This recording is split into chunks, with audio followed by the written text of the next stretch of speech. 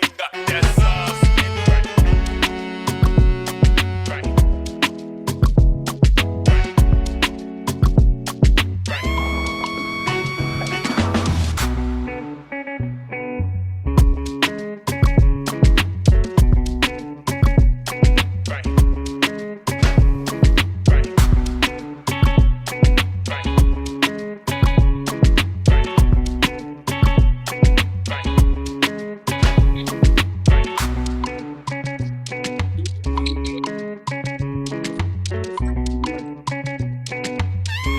Got that sauce.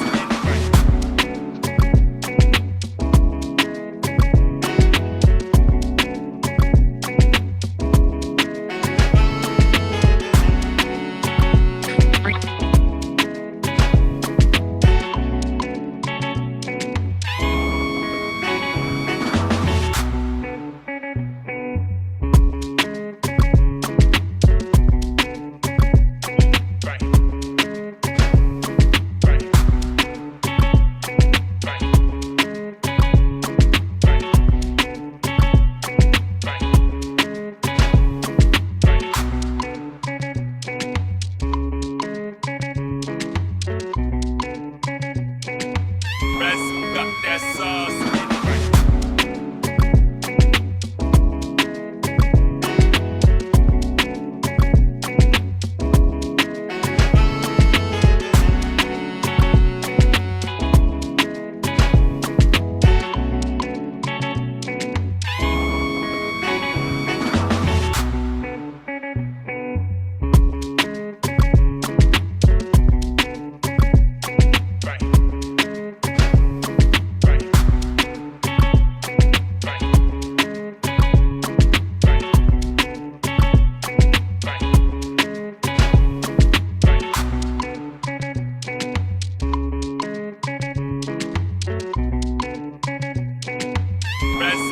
that sauce.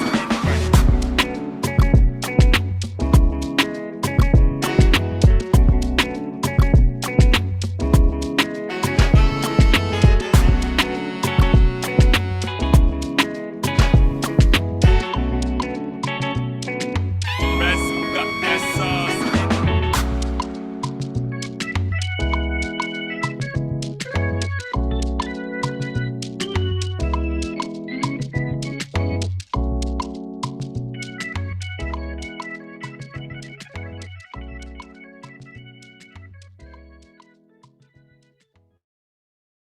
Okay, I see a few more people entering. Skimsy, the producer.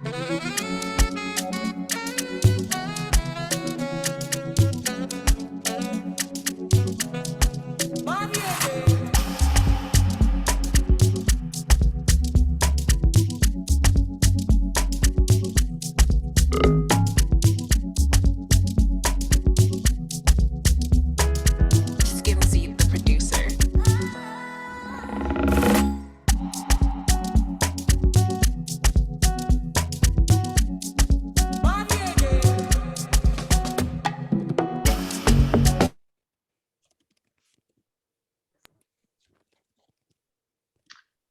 Okay, should we get started? I know coming in. Welcome everyone. Skimsy, the producer.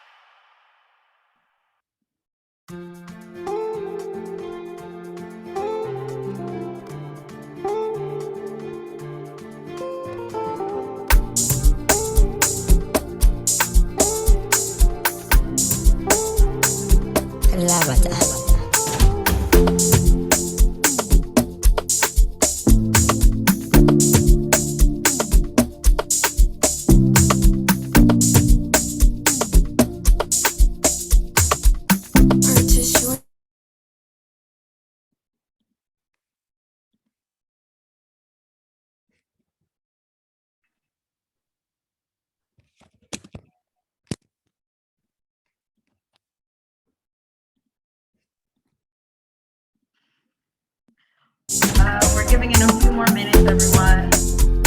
You can take your virtual seat.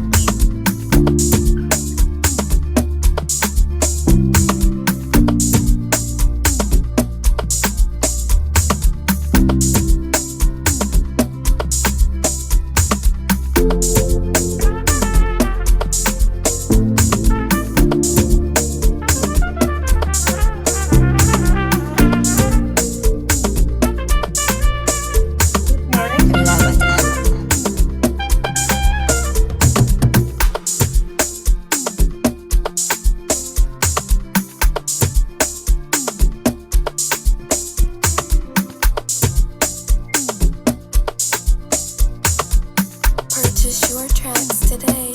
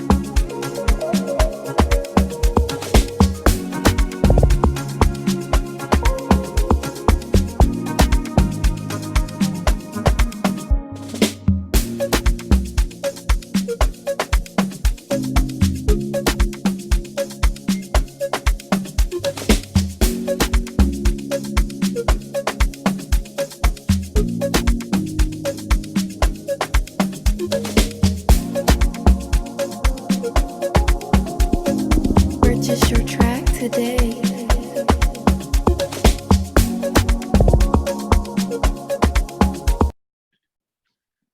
Okay, welcome everyone. So we'll be getting started. I'm Dr. Mercedes Okosi, and I'll also introduce you to my co-founder, Damilola Kolade, and say a little bit about who we are, what we're here to talk about today, and some of the plans for our organization. So back in 2020, my co-founder, Damilola, it was really her inspiration, and I just have been coming along and supporting. We founded the Coalition for the Advancement of Nigerian Mental Health, and we're aiming to raise awareness about the unique challenges of mental health when it comes to Nigerians in Nigeria and across the diaspora. Engage in various issue areas when it comes to policy, politics, and healthcare infrastructure in Nigeria and abroad as well, where Nigerians are. Provide resources and support. So we plan to start initiatives like having a therapist directory, a directory of resources people can access easily in Nigeria and abroad for mental health services. And support groups and other initiatives will be able to tell you more about and to drive forward with your support, and also collaborate across different fields. So not just mental health professionals, but you'll see today we also have people in tech, people who deal with policy and research to better the conditions when it comes to mental health for our specific population. So we'll talk later too about how you can help make a contribution to our cause and help us put on events like this in the future. Some of you may have attended last year our first annual forum on S.O.S and other political and social issues impacting mental health in Nigeria. And this is our second annual event. We today are going to talk about the very pressing and serious issue of suicide in Nigeria. Of course, suicide is the kind of final attempt to end suffering that a lot of people who don't have the help and access to deal with their suffering end up taking. But we want to understand the issue, think about ways we can put in preventative measures and resources so that people don't reach that point. And then also look at some of the cultural, society, and policy aspects of how this issue is perpetuated. So we'll have some speakers today who will talk about their various different perspectives and experiences, working with people who've dealt with depression, suicidal ideation, and also some of the other areas of interest where their expertise lies. First, we want to show a short video clip to just have everyone who may be less familiar understand the gravity of the issue when it comes to the mental health issue of suicide, but also the way that Nigerian society tends to respond. So we'll pull up that video clip.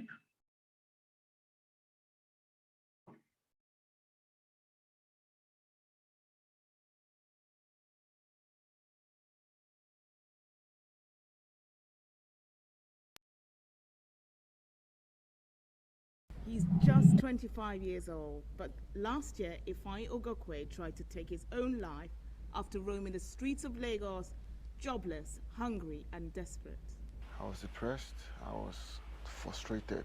I didn't have a job, I didn't have a family. I didn't have nobody. So, at the point I just felt that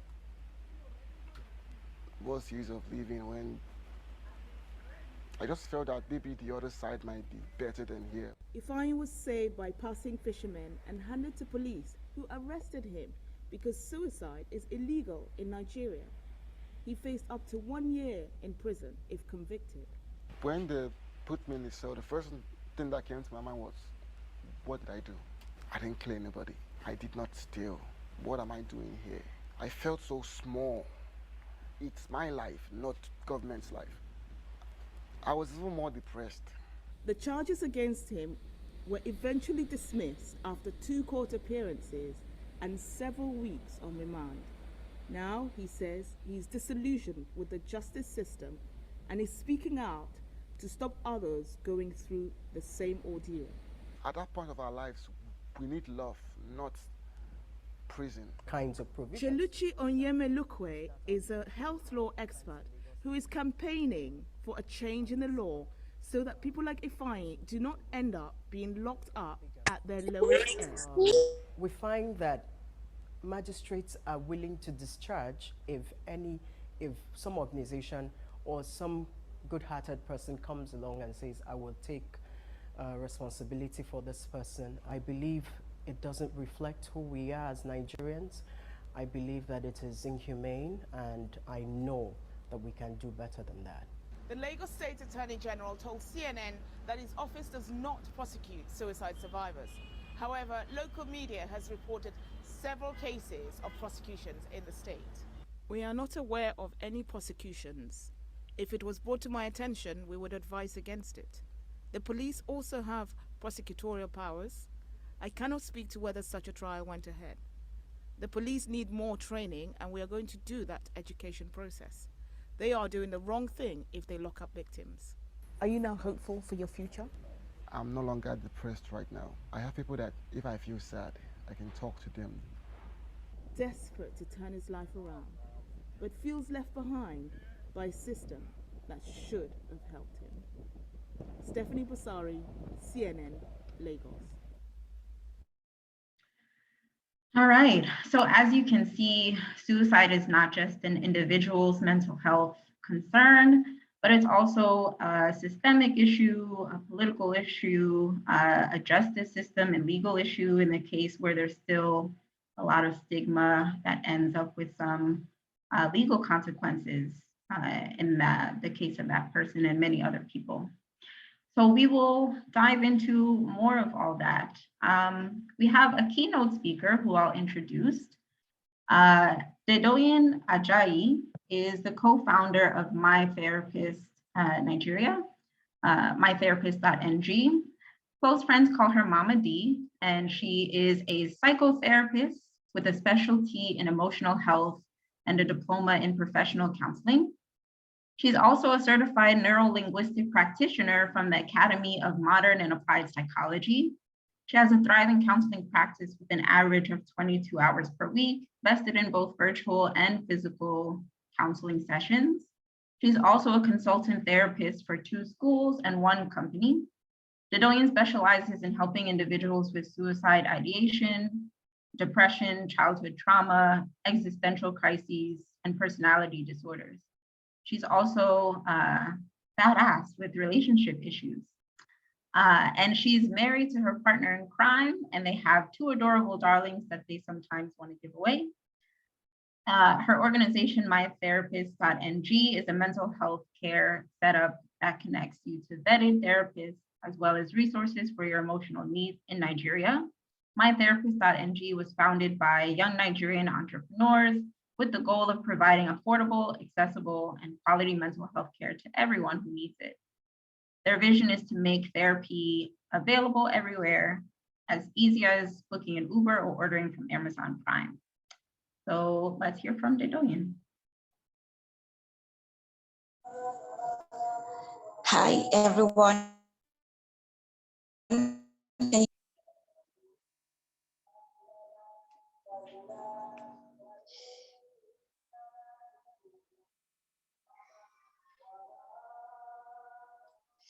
Okay, so regarding the video, I would have to be indulged. I am not in the best health state at the moment, and so I'm not even close to anywhere where I can put in my video. So please indulge me. Can you hear me though? Yes, we can hear you. Okay. So first off, I would like to start by mentioning this very interesting reality that we need to recognize as a pertinent part of our lives, especially as mental health advocates, as well as some things that we need to know. I'm going to start with the story of a young man that shaped my career as a psychotherapist. About 5 years back, in the very early days of my career,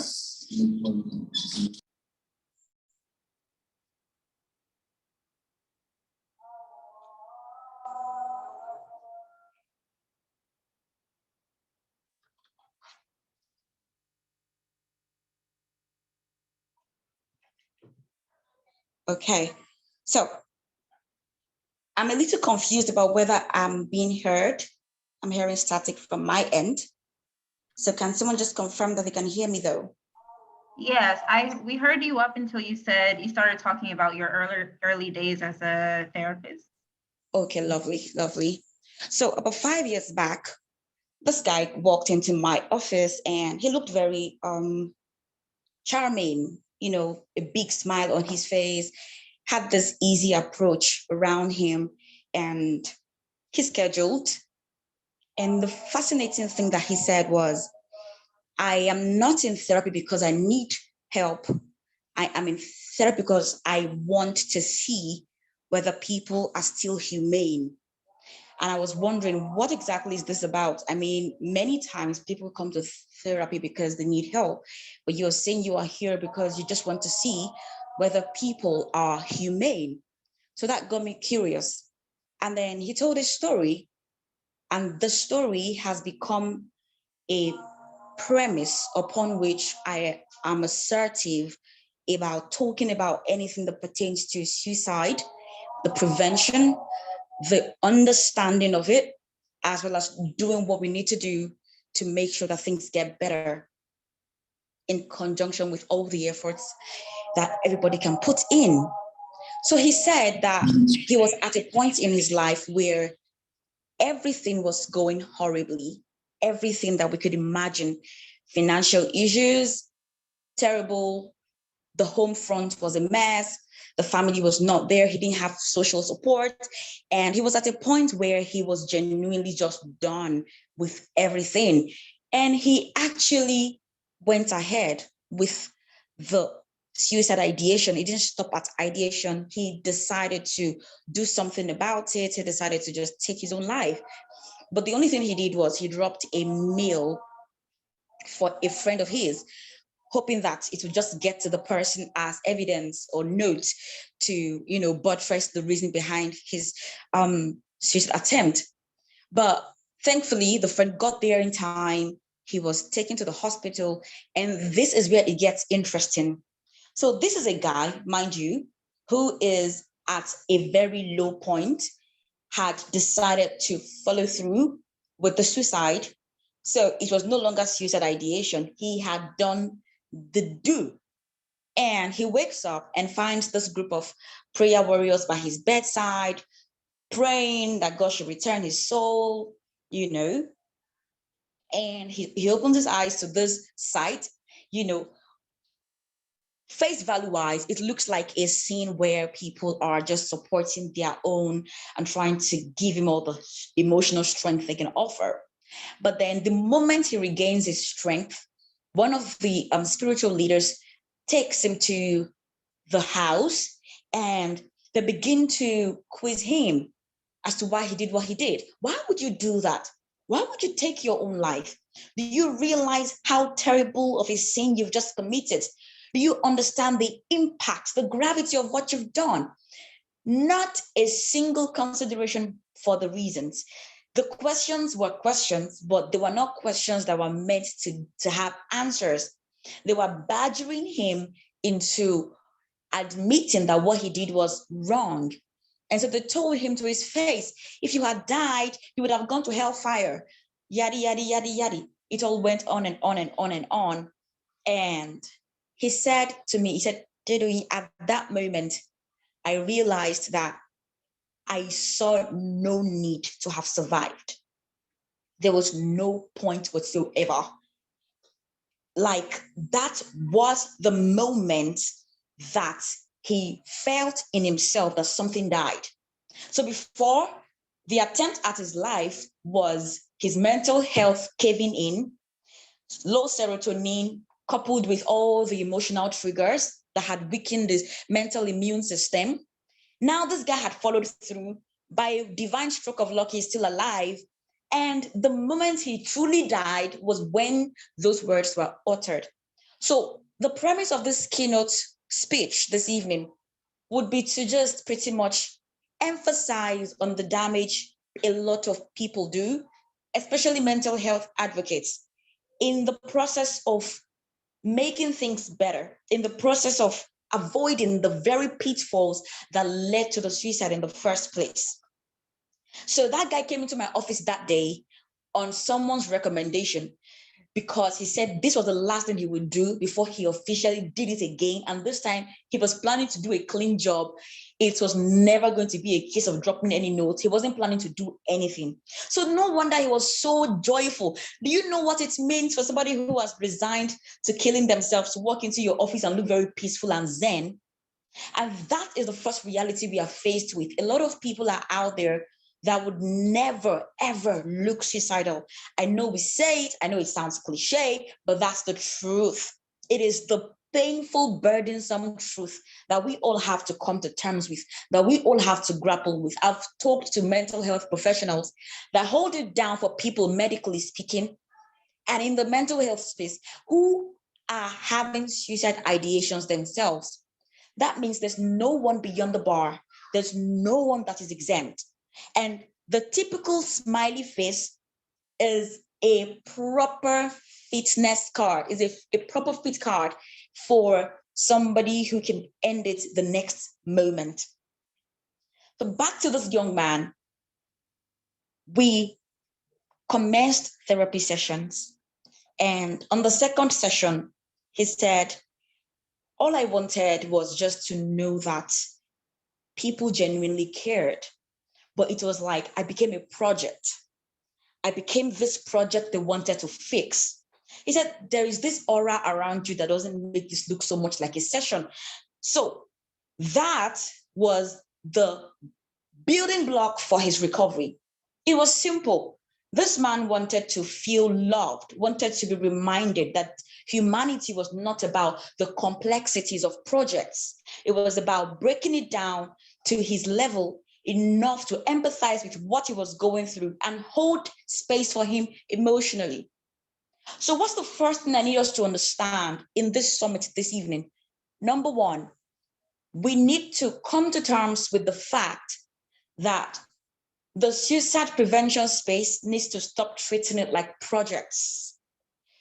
The recovery of people that are suicidal might seem like a project when we think about it in the big picture format, but it's a project that has to do with hearts. And because of the multi-nuanced dynamics that surround suicide, that for the constriction of time, I won't be able to delve in, there's got to be the humane motivation. Your intrinsic motivation has to be completely humane. There's got to be something from within you that genuinely looks at this person who has just told their suicide ideation story, and you're not just thinking, oh, how do I fix them? Or how do I mark them as one more person that has not committed suicide? How do I make them the next statistic? How do I make them another number? You see them as a potential friend, a potential brother, a potential sister, father, mother. And in that moment, you step into another dimension that mental health needs to begin to accommodate.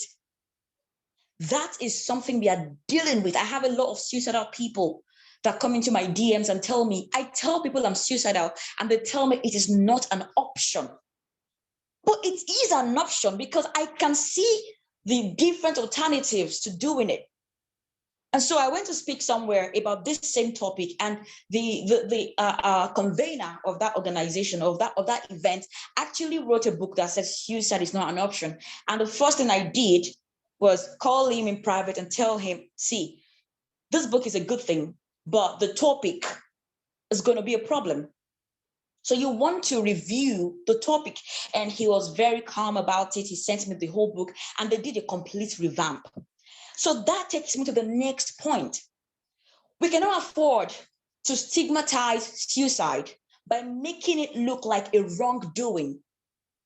When we think about it from the vantage point of something that is wrong, it becomes something you can say, don't do it. It's not an option. But the truth of the matter is, nobody in their right senses wants to ever kill themselves. And I speak experientially. So you look at a little baby in the cot, startling, just because she heard a sound. Who told a little baby of 3 days old, of 1 month old, that was imminent danger? Who told her to react to that threat that she felt or that she perceived? That means, psychologically speaking, everybody has self-preservation reflexes. Nobody, by original default of psychological construction, wants to die. And I put it to us that even as we are here right now trying to make this work and, having this conversation, if we hear a gunshot right now, you would drop your phone somewhere. The first thing you're thinking about is survival. It's not about, oh, I've organized this event for so long. How do I just leave? Your mind is telling you, get out of this danger zone, get out. So there is a strong self-preservation reflex in each and every one of us that makes it easy for you to think about going through the arduous process of medical treatments like chemotherapy and, horrendous acupunctures because you want to stay alive.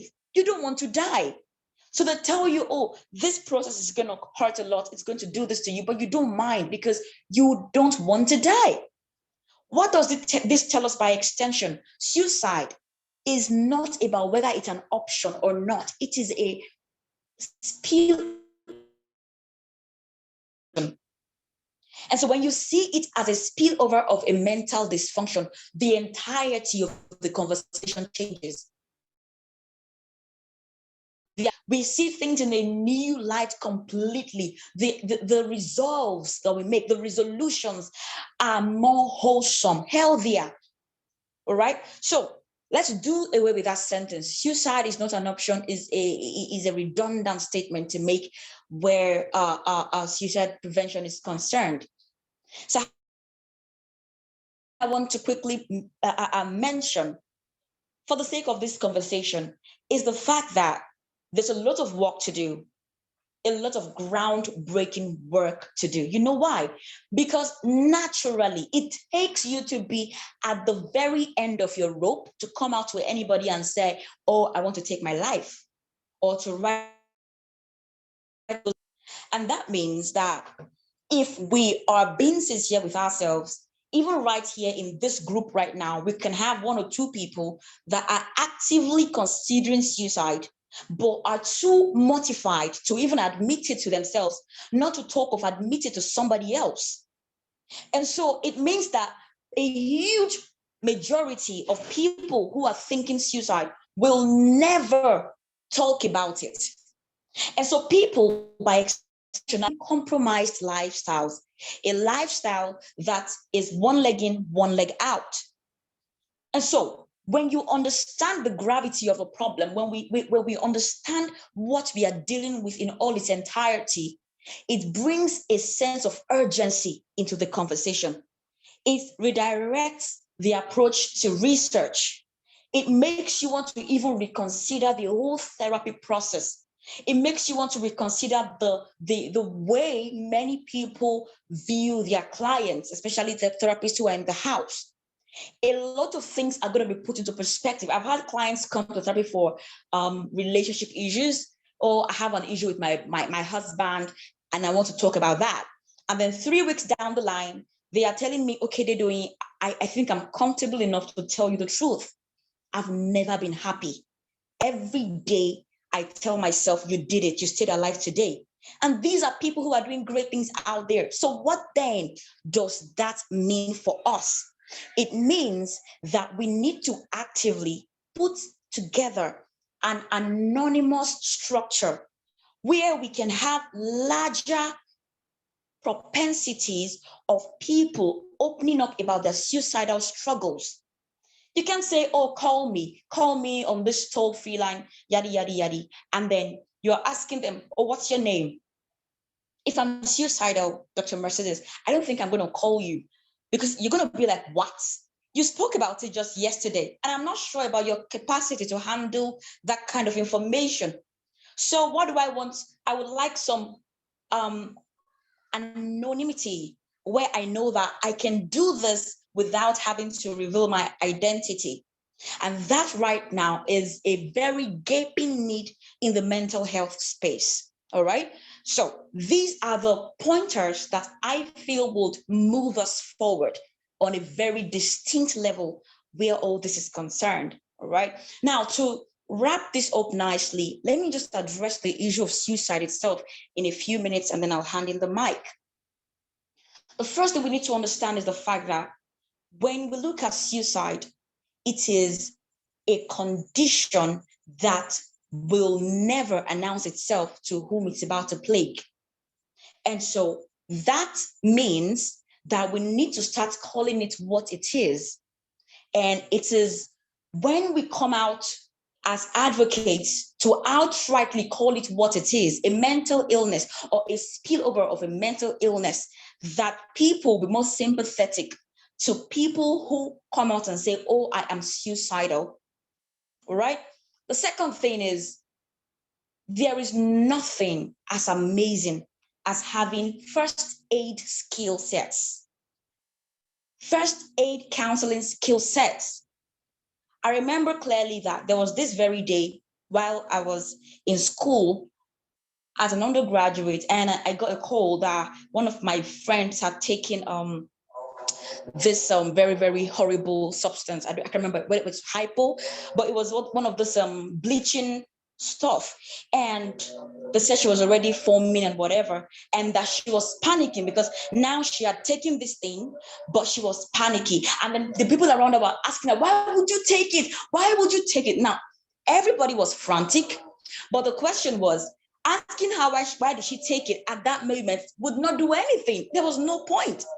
What she needed at that moment was first instant medical attention, right? And so that means every one of us has to know when someone takes sniper and you're called to the scene, what is the first thing that you can give to the person? They tell you that somebody is holding a knife and they're about to kill themselves. What can you do? How do I approach the issue? Do you break down and do you begin to fidget yourself? Or do you tell yourself, oh my gosh, I can't handle this. Let me call the next therapist.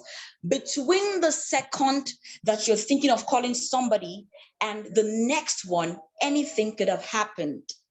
And so this is not to specifically, what's the word now, educate us on a narrow-minded scope where suicide is concerned. This is to create a strong awareness about the urgency of the situation.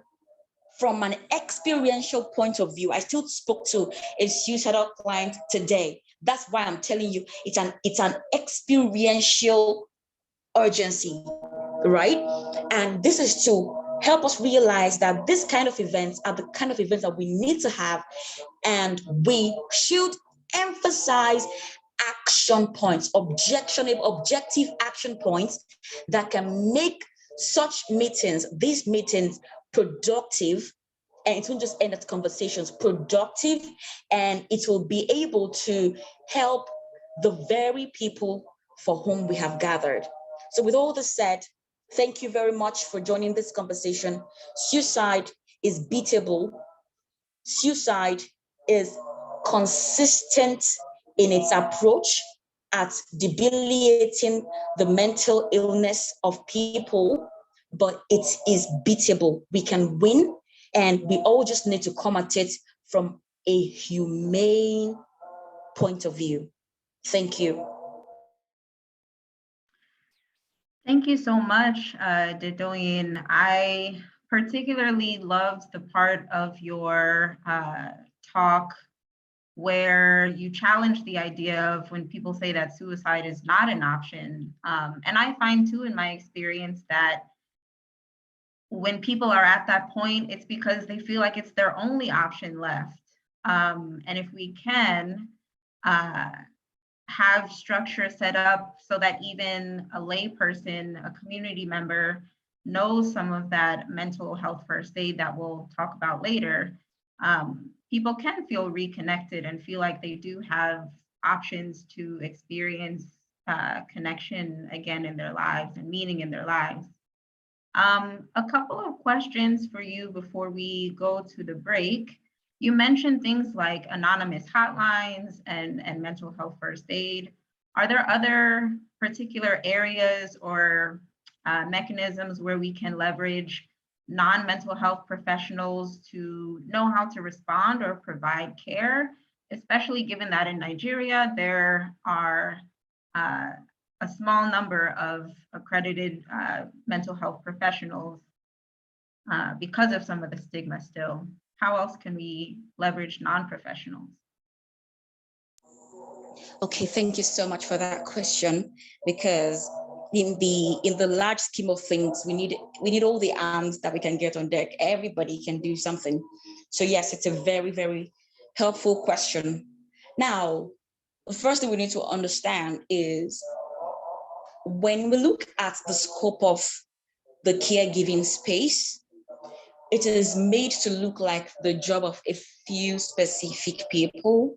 Mm-hmm. But in the end, anybody can be a caregiver. And I tell people that there are no complexities to being a caregiver. It just takes you to look at yourself and see yourself as a solution provider. It's as easy as that. And I tell people that even the sick can be solution providers in their moments of strength. So I've had people come to me and say, oh, I read your tweets, I am motivated, I'm inspired, I'm going through my struggles myself, and I really would have loved to help, but I'm so way over my head with what I'm dealing with that I don't think I have it in me to help any other person. And so the cycle is born. There's this feeling like, oh, the Daytonians, the Joshuas, they're the ones that can handle this. The Dr. Mercedes, they will do the job. We can care from afar. We don't have to do much because we don't even know how to do much. But the truth is, if you are humane and you see yourself from the vantage point of somebody who can potentially make a difference, you are good enough. So how can the general populace step in? How can a non-clinical or a non-medical professional be of help? What do we do if we were to take the conversation out of the whole mental health space and bring it to the layman's category? What do we do? The first thing we need to do is storm everywhere with information. Repetition is the mother of lasting impression. If people come to my social media spaces every day and literally get to see me talk about how they can make a difference out there for the person who is feeling suicidal around them, they can do something. And today they saw it, they doubted, like, oh, what could I possibly do? And the next 2 days, they are seeing information about specifics, what to do. Okay, when you are faced with this situation, hold the person tight. When you hug them tight, they are not able to use their hands. At the same time, you are offering them physical affection. So it is all encompassing, and it's always advisable to do it if you are bigger than the victim. So the person wants to kill themselves or whatever, and they are being hysterical, just give them a very, very tight hug. Or if they are overpowering you, give them a group hug. At that moment, their mind cannot communicate to them that is you restraining them. But when you hold their hands, when you try to touch them in ways that does not communicate love, you're going to scare them. You're going to make them more frantic. And that adrenaline is going to make them more powerful. You want to disarm them with a hug. Let your hug be affirming, strong, but gentle. And as you're there hugging them, I tell people when it comes to suicidal first aid, there are no best words. Even I, as a professional, sometimes when I'm called for emergencies, the cases are so intense. For some seconds, I will lose vibe. Like, okay, what do you say to this?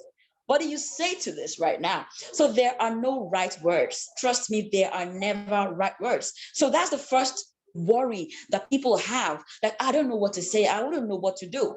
So now you know that if somebody is a physical threat to themselves, hold them tight, hug them. Don't make it look like you're trying to manhandle them. It's a hug.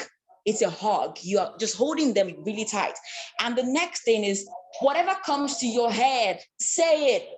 If it is, I love you, you can keep muttering. Just keep saying it. Oh, you're special to me. You're special to me. Just keep saying it. In fact, sometimes tell them the truth. I don't know what to say right now, but I'm sure as hell comfortable with the fact that you are alive with me. I would rather you are here with me. I just want you to be here with me. Just please stay here. They don't need to know you. They will hear the desperation in your words, and that will communicate something to their subconscious. And we're secreting the right hormones because psychologically, everybody wants to feel loved. So you don't want to panic and be making calls in the room with them. Hello, Tunde is about to kill himself. He's saying really weird things. You are the weird one. So what you want to do is hold them, tell them all those amazing things. And if you have to make a call, make sure it is when they are calm.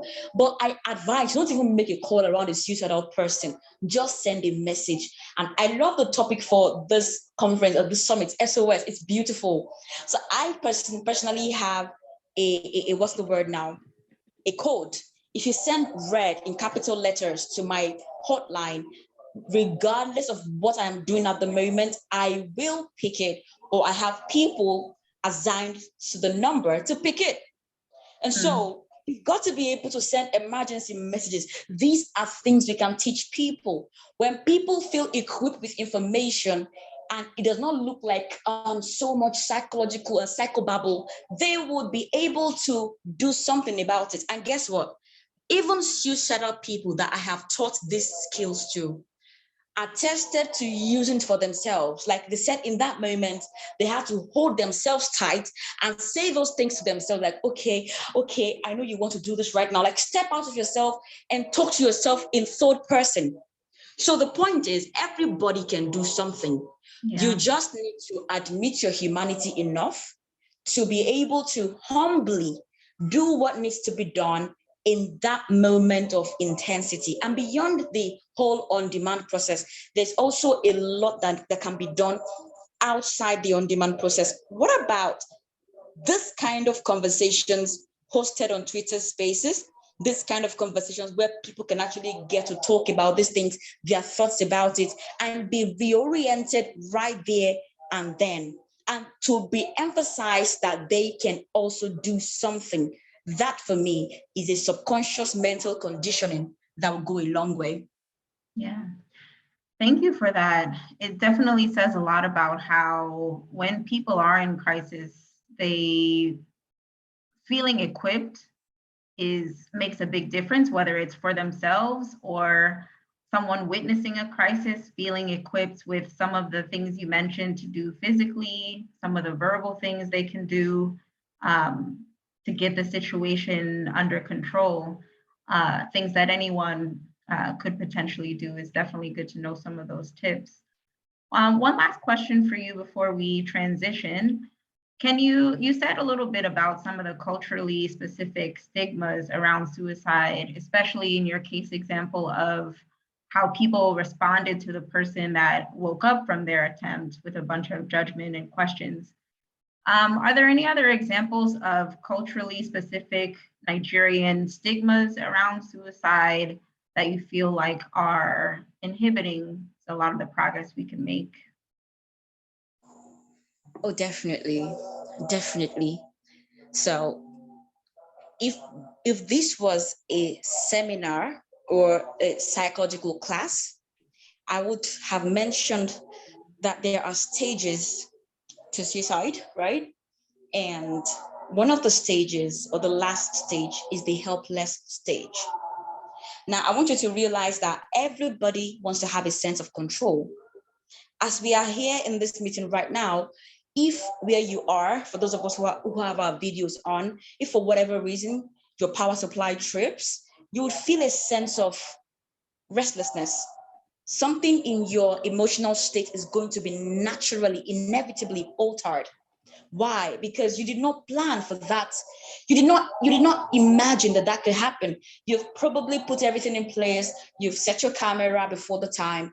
If you are in Nigeria, you've probably put on your generator to avoid stories that touch. If you are outside the country, maybe you can't even conceive why power would trip in the first place. But here we are, no more power supply. It's going to affect even the way you're going to communicate your concerns, like, guys, I'm sorry, something is going on here. Oh, that panic laughter. And then you like, okay, probably mute for a few seconds. If you are somebody who curses, you're going to curse out for a bit and try to figure it out. And all that 5 minutes process is what emotional dysregulation looks like. Just because something has seemed to steer out of your control. I want you to imagine that feeling raised to the power of infinity. That's what suicidal people feel. They don't feel like there's any control. They have looped their realities in multiple dimensions, and all they see is failure, error, not gonna work. And so they are feeling so hopeless that every single thing looks less appealing to dying. Okay, so when you think about it from that point of view, you realize that the cultural stigma makes it even hold more. And one of the major ones would be the perception that you are weak. Now, look at it this way. This is somebody who's already feeling out of control. Already they feel like they're burdened. Already they feel like they are a waste of space. And then say, for example, the person is a guy. So I'm really rolling two cultural stigmas into one, right? And then the narrative is even worse. You hear, what? If you die, what will happen to your kids and your wife? Why are you so heartless? That's so cruel. Why would you even think about that? Okay, so you lost some money to Ponzi scheme. So what? You pick up your life. Be a man. Come on. Why would you think I'm so disappointed in you right now? And so the list is terrible because already I'm down. You're beating a dead man.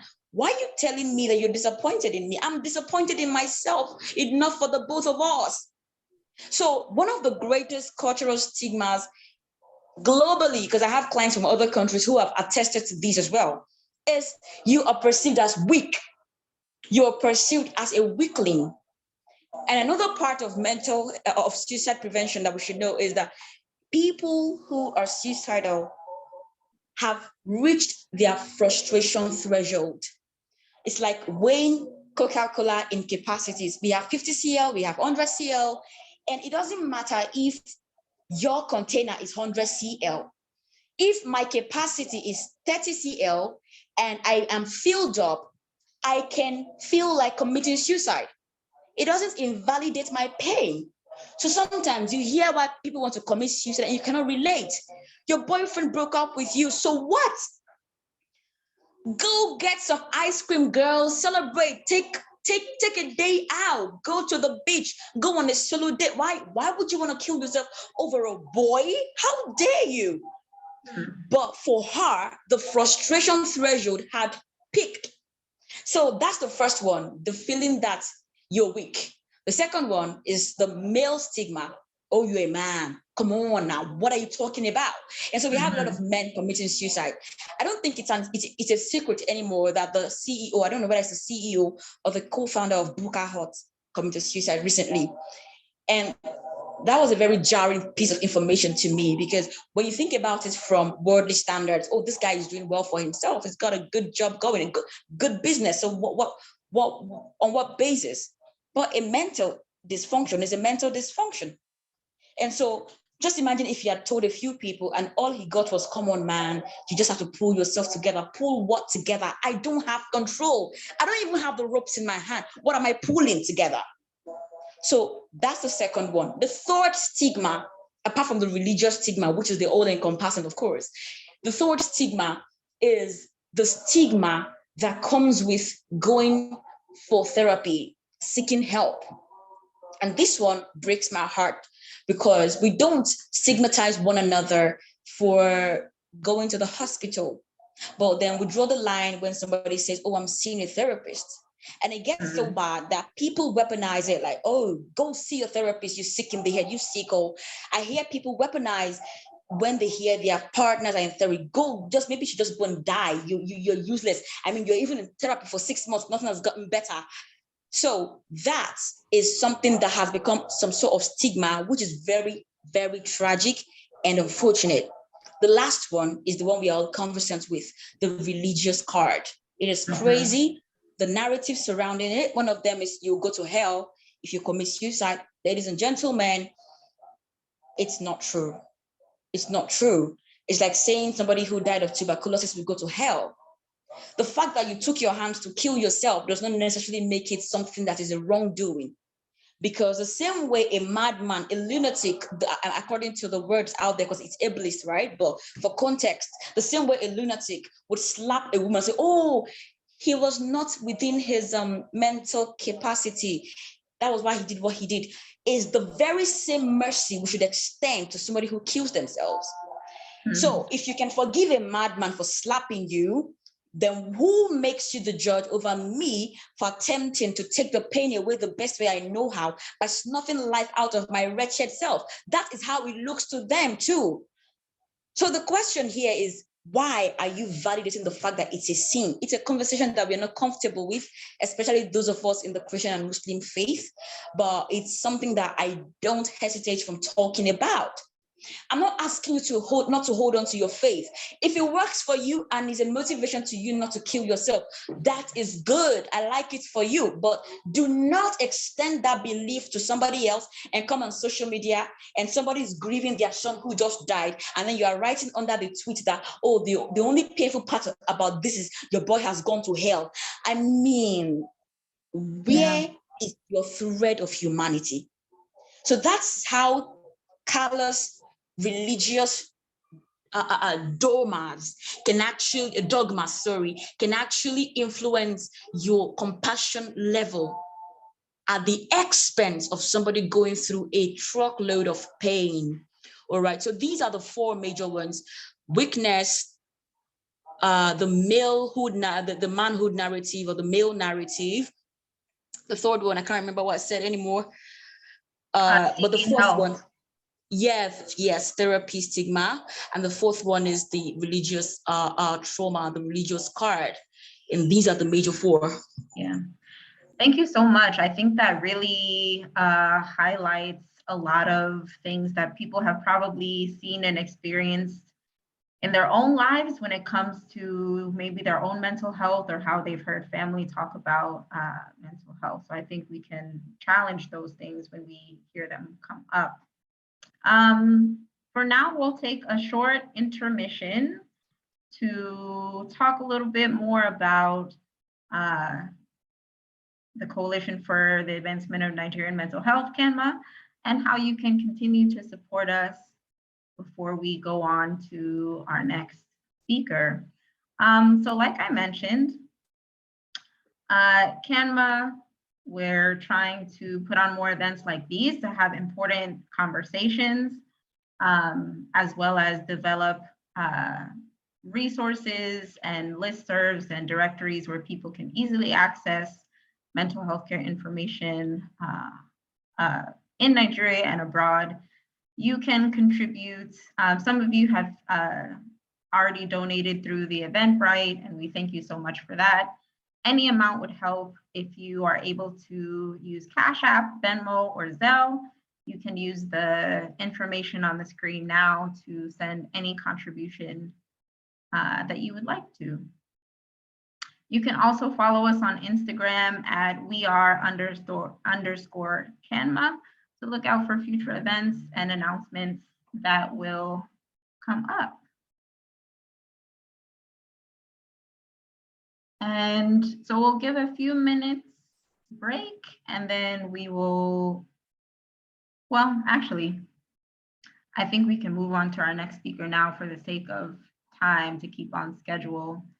So keep that information for potential donations if you would like to support. And I will turn it over to my co-founder, Damilola Kolade, to introduce our next speaker, Dr. Obolu. Wow. Thank you so much, Dr. Dadoane. That was so insightful. I could not type fast enough. And I think there's so many other conversations that could even just happen from what you've highlighted so far. So we came in with a punch and we're still going.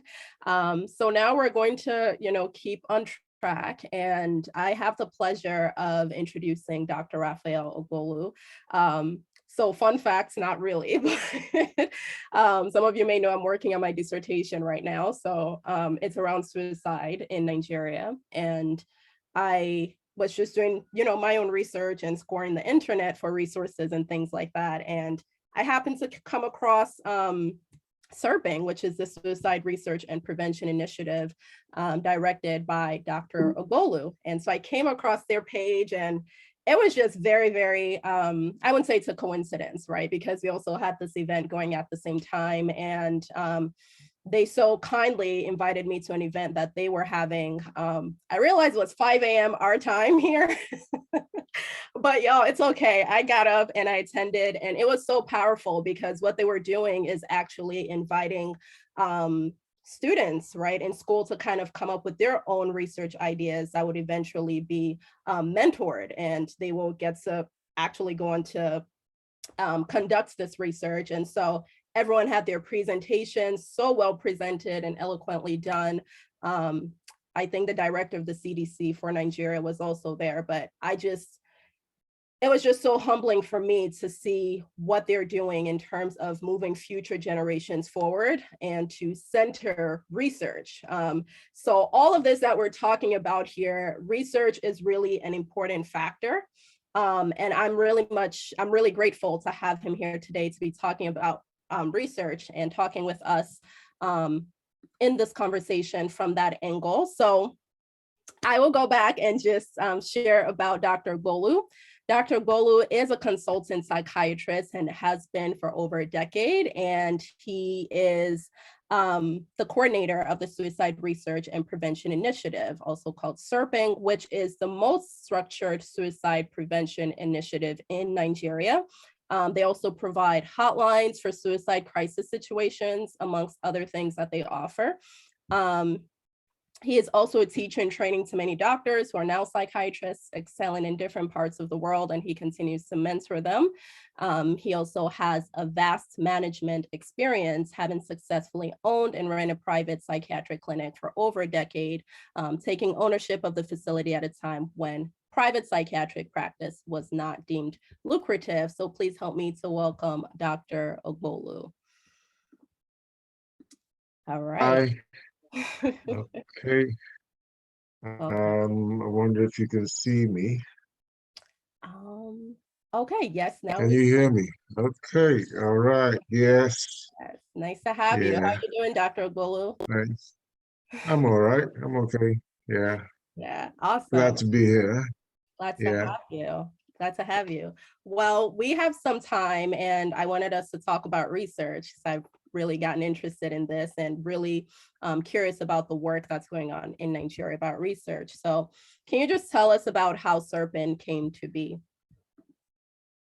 Yeah, SERPIN started in 2017. And it actually, I was working at the Lagos University Teaching Hospital as a psychiatrist. But prior to then, I had done research, okay, and I was in consultation liaison. That's the field of psychiatry that interfaces with other disciplines of medicine. And so we used to go to see people in different other wards. And I thought, you know what, let's see the kind of cases we see. All right, so I decided to do research on that. And what stunned me was it came out that we were actually called to see people who had either attempted suicide or died by suicide, I mean, whilst in emergency, quite more often than we thought. And this is just averagely it came to about at least one case every month. And this was just one hospital in one state.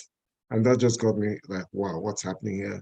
It's not as uncommon as we thought it was. And so I began to push that we need to do something. I researched and I found that there was no suicide prevention strategy in the country, nothing. The ministry, I went as far as the Ministry of Health, there was absolutely nothing. And so we decided to start SERPIN.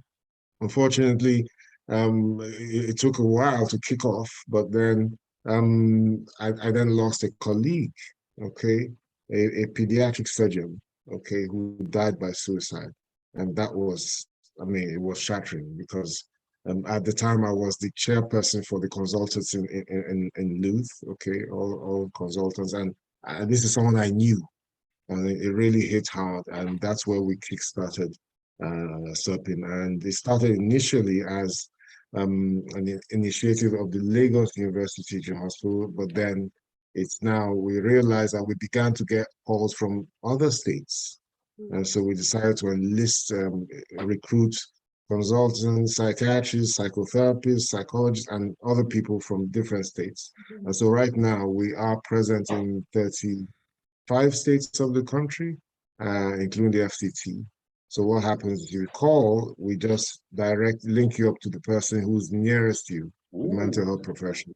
It's only Taraba State we haven't been able to perform right now. So that's where it all started from. Yeah. So research started it. So that's why research for me is you can't, without it, we won't be talking SERPIN, and that's why we need to continue research.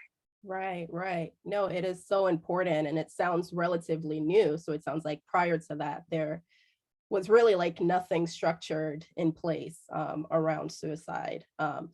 And we want to get into even the impacts of that a little later, but I think for those here who may not even be aware of what research is, right? Because we can talk in kind of professional terms sometimes. And so I don't want to lose people in that. Can you just tell us really, and I guess briefly, what is suicide and what is research and what is the importance of the work of research? Yeah, research is simply put, it's telling the story with data, okay? Telling us what's happening, what we're experiencing, but using facts and figures so that we can understand how, how the impact and be able to plan. Without research, we can't know the extent to which suicide is happening. Without that, we don't know how do we plan. Who are those who are most affected? What makes them more affected? What methods are being used? So we need all of that. Otherwise, it's like groping in the dark. So that's why there's no progress, and not just in medicine, in any field, without research. You need to know it shines the lights in the direction you should head. And so that's what research is about telling the story of whatever you want, whatever's happening to people, whatever people are experiencing, but put it in numbers that people can understand and use to plan. So that's the simplest way I will describe research. Unfortunately, research in suicide it's really lacking, especially in lower and middle income countries like Nigeria. Of course, we know that about 700,000 people die by suicide annually, but we know that there's severe underreporting. People, most of them, we don't know. When we first started, we had people who would die by suicide, and that's what we try to avoid using the word commit suicide. And I hope that we all leave here by nobody saying commit suicide. Because when you say someone commits suicide, that implies that they've committed a crime. So people die by suicide, they don't commit suicide. And what happened was, in the early days, we had people who would have died by suicide, brought to the mortuary, and their families are trying to convince the pathologists, don't stay, it's suicide. That's how bad the stigma was. And it still is, okay? And the early days, we had people who had to leave their hometowns and move to Lagos where they knew no one because some family member had died by suicide, and therefore that meant they would never get married from someone in that community. So that's how bad the stigma is so it's heavily underreported, but we do know that, for instance, the 2019 figures for Nigeria puts it at 6.87 per 100,000. Okay, which is before 2 years before then was hovering around 7 per 100,000. That's our official suicide rates. Okay, according to WHO. Now that's still high. It's higher than the regional average. And the worrying tale is when you look at the WHO statistics, it suggests that a quite high proportion of people who are in the older age group died by suicide. So elderly suicide is often ignored, but it's actually very, very impactful because they struggle. There's loneliness, there's so much impacting the elderly people. Their physical health is failing, and a number of them die by suicide, but it never gets reported. So it's underreported, unfortunately, because of the high degree of self-stigmatization in mental health. It's one thing for people to stigmatize you, but it's worse when you stigmatize yourself, and that affects people seeking help. So research for me, we can go on and on, but that's really where it all starts from. Yeah. Thank you so much, and I do appreciate you sharing some about the landscape of patterns in Nigeria, because I think, at least from some of the research I've done as well, Nigeria has some of the higher rates compared to even other African countries. Is that something that surprised you also, like in your search? Or I know also there's a lot of different figures, right? But that's the idea, is that we do have very, very high rates of, suicidal patterns. Is that something that surprised you in your search? And like, what are some other statistics that you think would be helpful for people here to know? Well, it doesn't surprise me. Okay. There was a while ago when there was some, you might have remembered, there was some publication that said Nigerians are the happiest people on earth. Okay.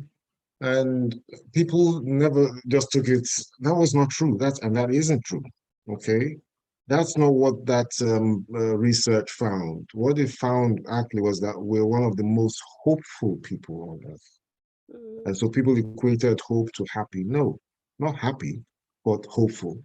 So I wasn't surprised by. I'm not surprised by that, because if we go by our hotline data, right, we find that majority of those who call the hotlines in feeling suicidal and crisis are within the younger age group. Okay, between the 20s to 39s and the under 20s. And the only thing that's shocked me is we do know that women attempt suicide more, okay, all over the world, okay? That's the general, but men die by suicide more, okay? And we have this notion that the men don't reach out, don't seek help. But our hotline tells a slightly different story. And that's why I said research is really important. We have more calls from males than females. And but those who have survived or had previous attempts of suicide are males. Now, the strongest predictor that someone might die by suicide is a previous attempt. So anyone who was previously attempted really needs to be closely guarded and monitored. And the other thing we do find is, of course, not everyone who calls the hotline who's feeling suicidal has a mental disorder that's known. Okay, of course, the data tells us, medical knowledge tells us that more than 90% of people who died by suicide had a mental disorder, most often depression. And that was why in 2017, the WHO felt that the World World Health Day, the theme was Depression, Let's Talk. And because it was felt that if everyone understood the simple symptoms of depression, they could help the next person. You don't need to be a doctor.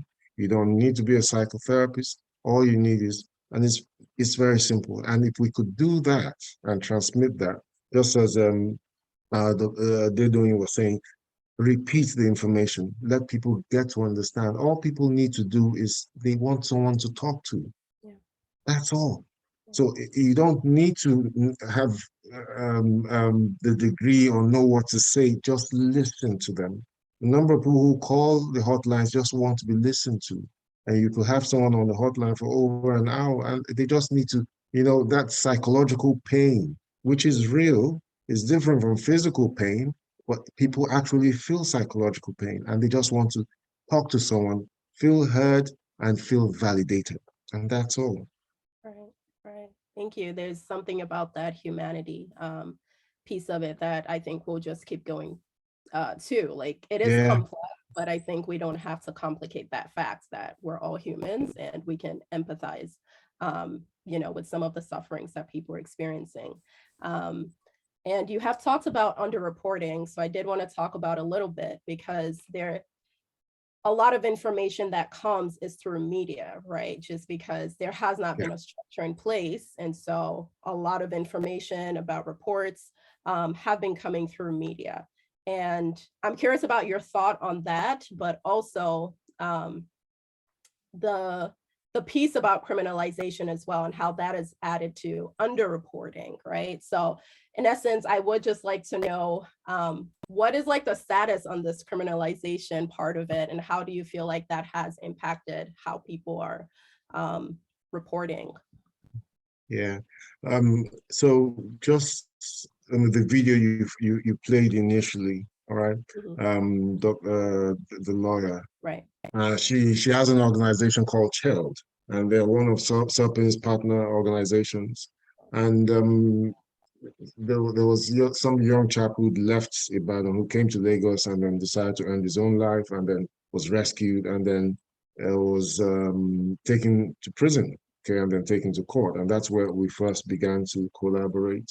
And we had to swoop in, and she did the legal part, and then she got the person released from, the prison, not sent to prison, and then we did the treatment part. The person needed therapy and treatment. So I do know that it's a crime, okay? The National Criminal Code, it's a suicide attempt is punishable by a fine or 1 year imprisonment, okay? So basically what it's telling you is if you attempt, make sure you succeed. Because if you don't, then you've committed the crime. Of course, if the person has died, there's no crime. So it doesn't make sense. It's one of those laws we're trying to really make sure that it's completely taken off. There's a mental health law which we've been trying to pass. It's finally been signed. Okay, so we expect that. It should be taking effect. That automatically helps. Okay, and replaces that the Lunacy Act, which is what we had. Okay, which is the only mental health law we have. Of course, by the name lunacy, it tells you how dated it was. Some states took the initiative before the national did, okay, before we got this mental health law passed. Lagos states have their own law, which has now since decriminalized suicide, which was a very good thing. So in Lagos, they recognize the fact if you attempt suicide, it's not a crime. You need help. It's often a cry for help. So what it had done is it led to underreporting, okay? And then it led people not to seek treatments. But with the decriminalization of suicide, we hope to see more people own up and then come out and seek help.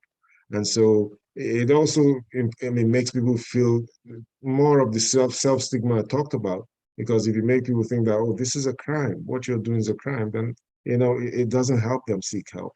We need to let people feel that it's okay not to be okay. You understand? And that's basically what you do by decriminalizing. Unfortunately, it was one of the countries that was still criminalizing suicide as a national entity. It's a journey, okay? Almost every country at some point criminalized suicide because suicide used to be seen from the point of view of a social construct, right? That you were inconsiderate. What you did, of course, the state will have to be responsible, whatever. And so it was seen from that point of view.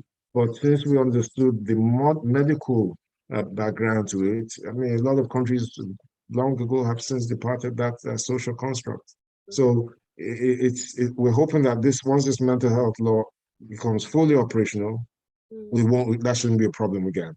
Because what it does is it dictates that the people need help rather than punishment. Mm-hmm. Wow, that is really powerful and so hopeful. I think there's been a lot of progress over the years and changes, and like Lagos, like you said, is also setting the precedent for that. So hopefully, when we check in next year, we'll see a different angle of this and how it's progressed. So appreciate that. I'm kind of curious, what are some of the research efforts that you are working on right now, and where do you feel like are gaps where more research need to happen? So just as you mentioned, we realized that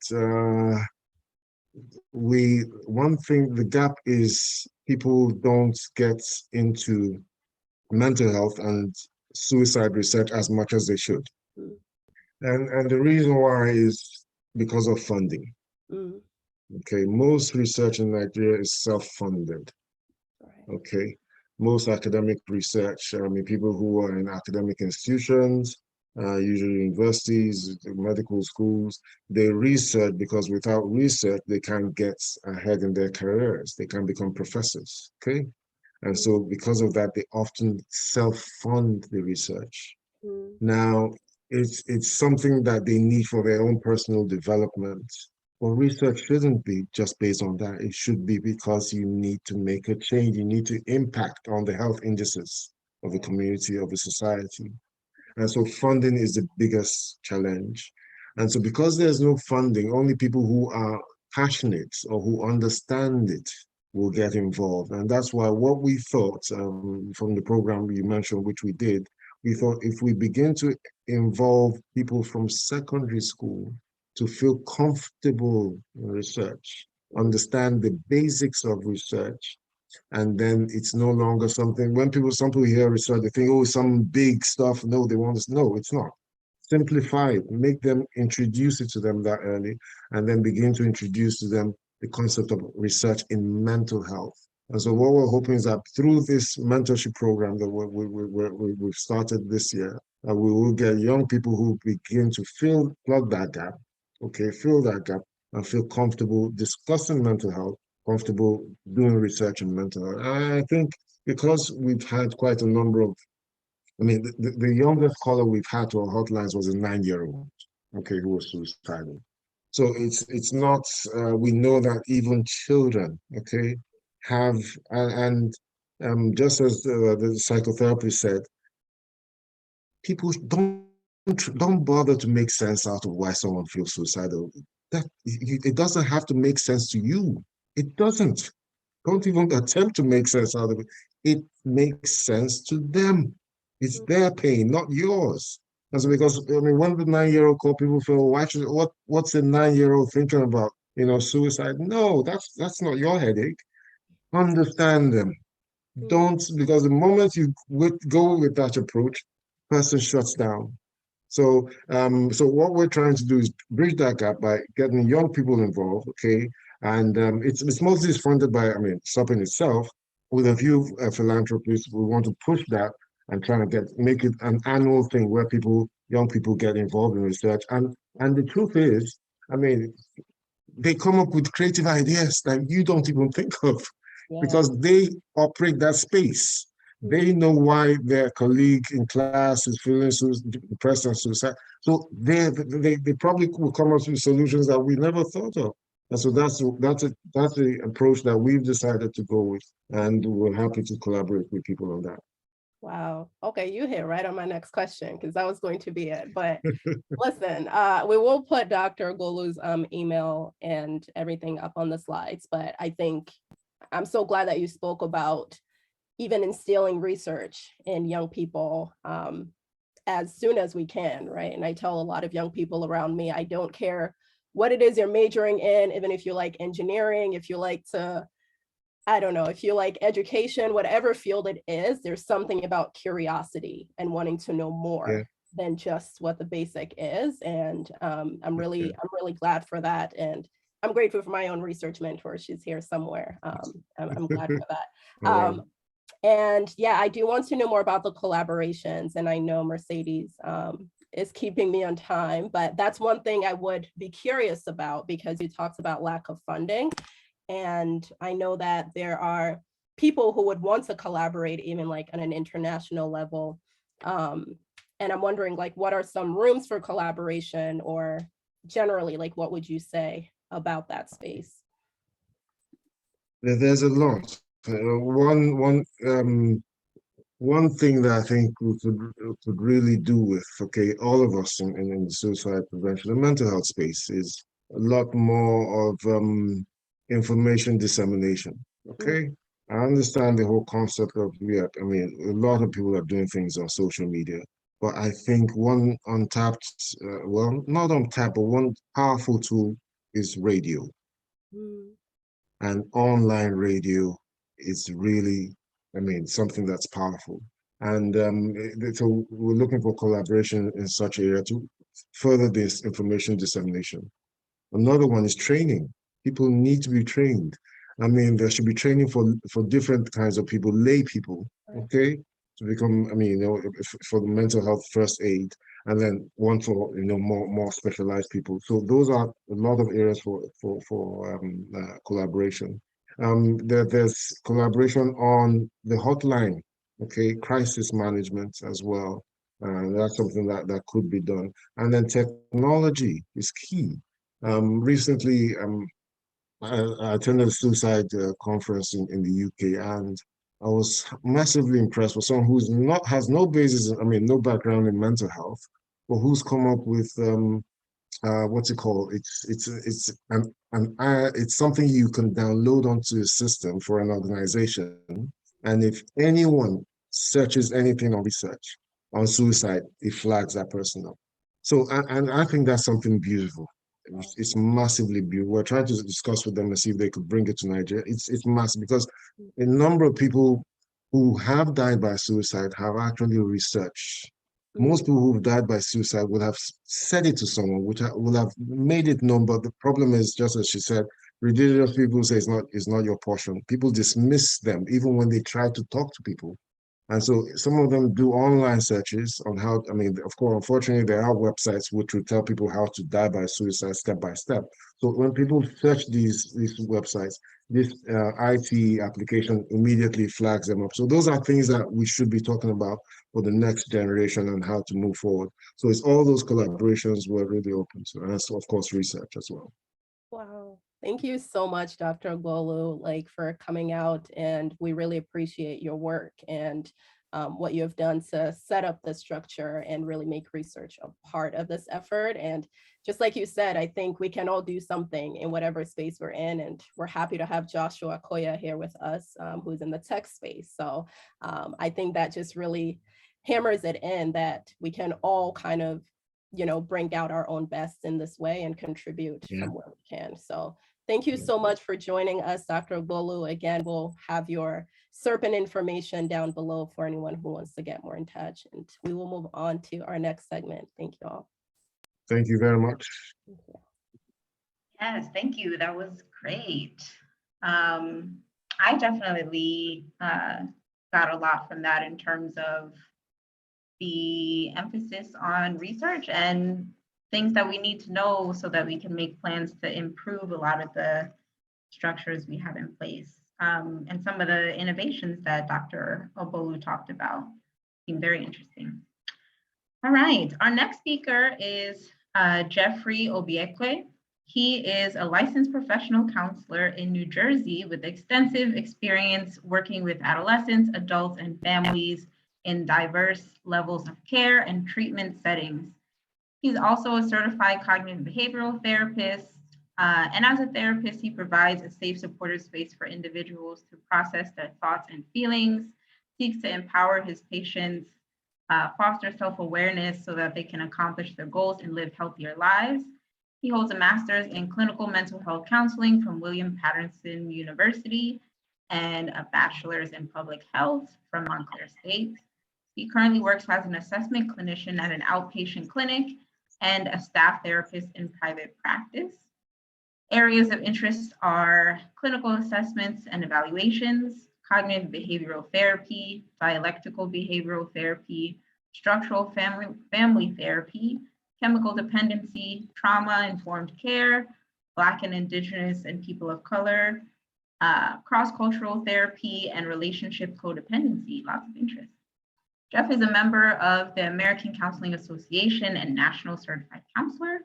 And when not working, he enjoys lots of healthy hobbies like exercising, playing basketball, and spending time with friends and family. He loves to cook different ethnic dishes and enjoys developing treatment curriculums for pilot mental health programs. So welcome, Jeffrey. Thank you for being here. We'll put some questions to you. First, I would just like to hear a little bit in general about your experience as a licensed professional counselor, including any particular case example you can share, especially about patients in crisis or with suicidal ideation.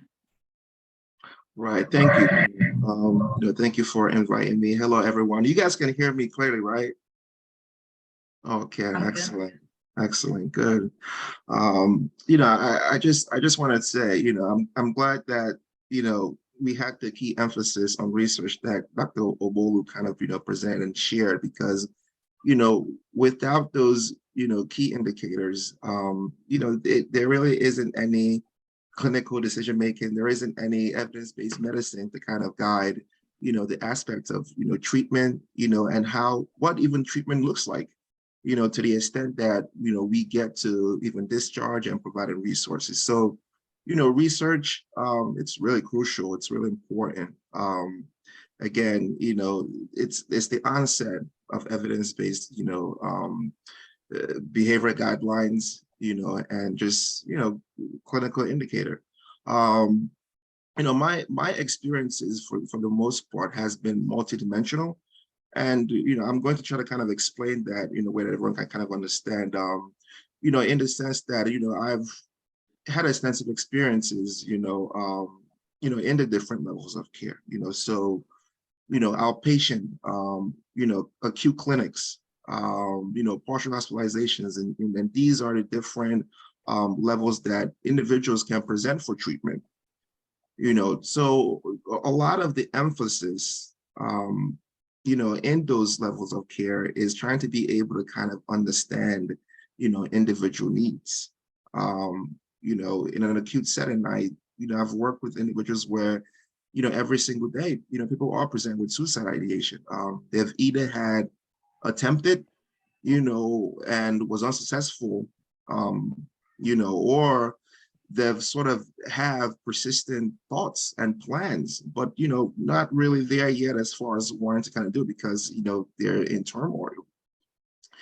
So a lot of the things, that, in the field of work, you want to be mindful about is, to ensuring that people understand their own emotional category. So with like a lot of in the treatment setting, for all these levels of care, you get a lot of people who don't really understand their own emotional category.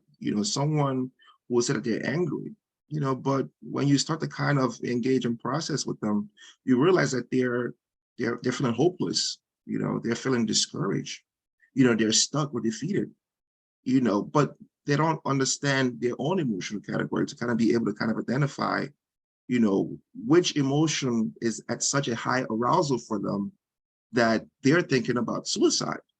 You get people that are feeling, they're afraid. They say they're afraid, they're worried, but when you actually talk to them, they're feeling lonely, they're feeling abandoned, they feel defective, so starting with, these emotional categories, kind of helps to kind of guide treatment. And a lot of these things is sort of providing psychoeducation, on people's emotional liability. What is it like to feel sad? What does that look like? What could be a potential trigger? If we're able to assess, what emotion category is so overwhelming for you that you cannot function, that you want to, take your own life, then perhaps, we can work on reducing those emotions, to the point where it's manageable enough for you and you're able to function, and that's kind of like, the step that treatment kind of focuses on. There's different strategies, but these are the main things, that does kind of go into the safety planning process, and supporting, people dealing with like, intense emotional liability. You would think that a lot of people, understand their own emotions, but, in all honesty, a lot of people have no clue.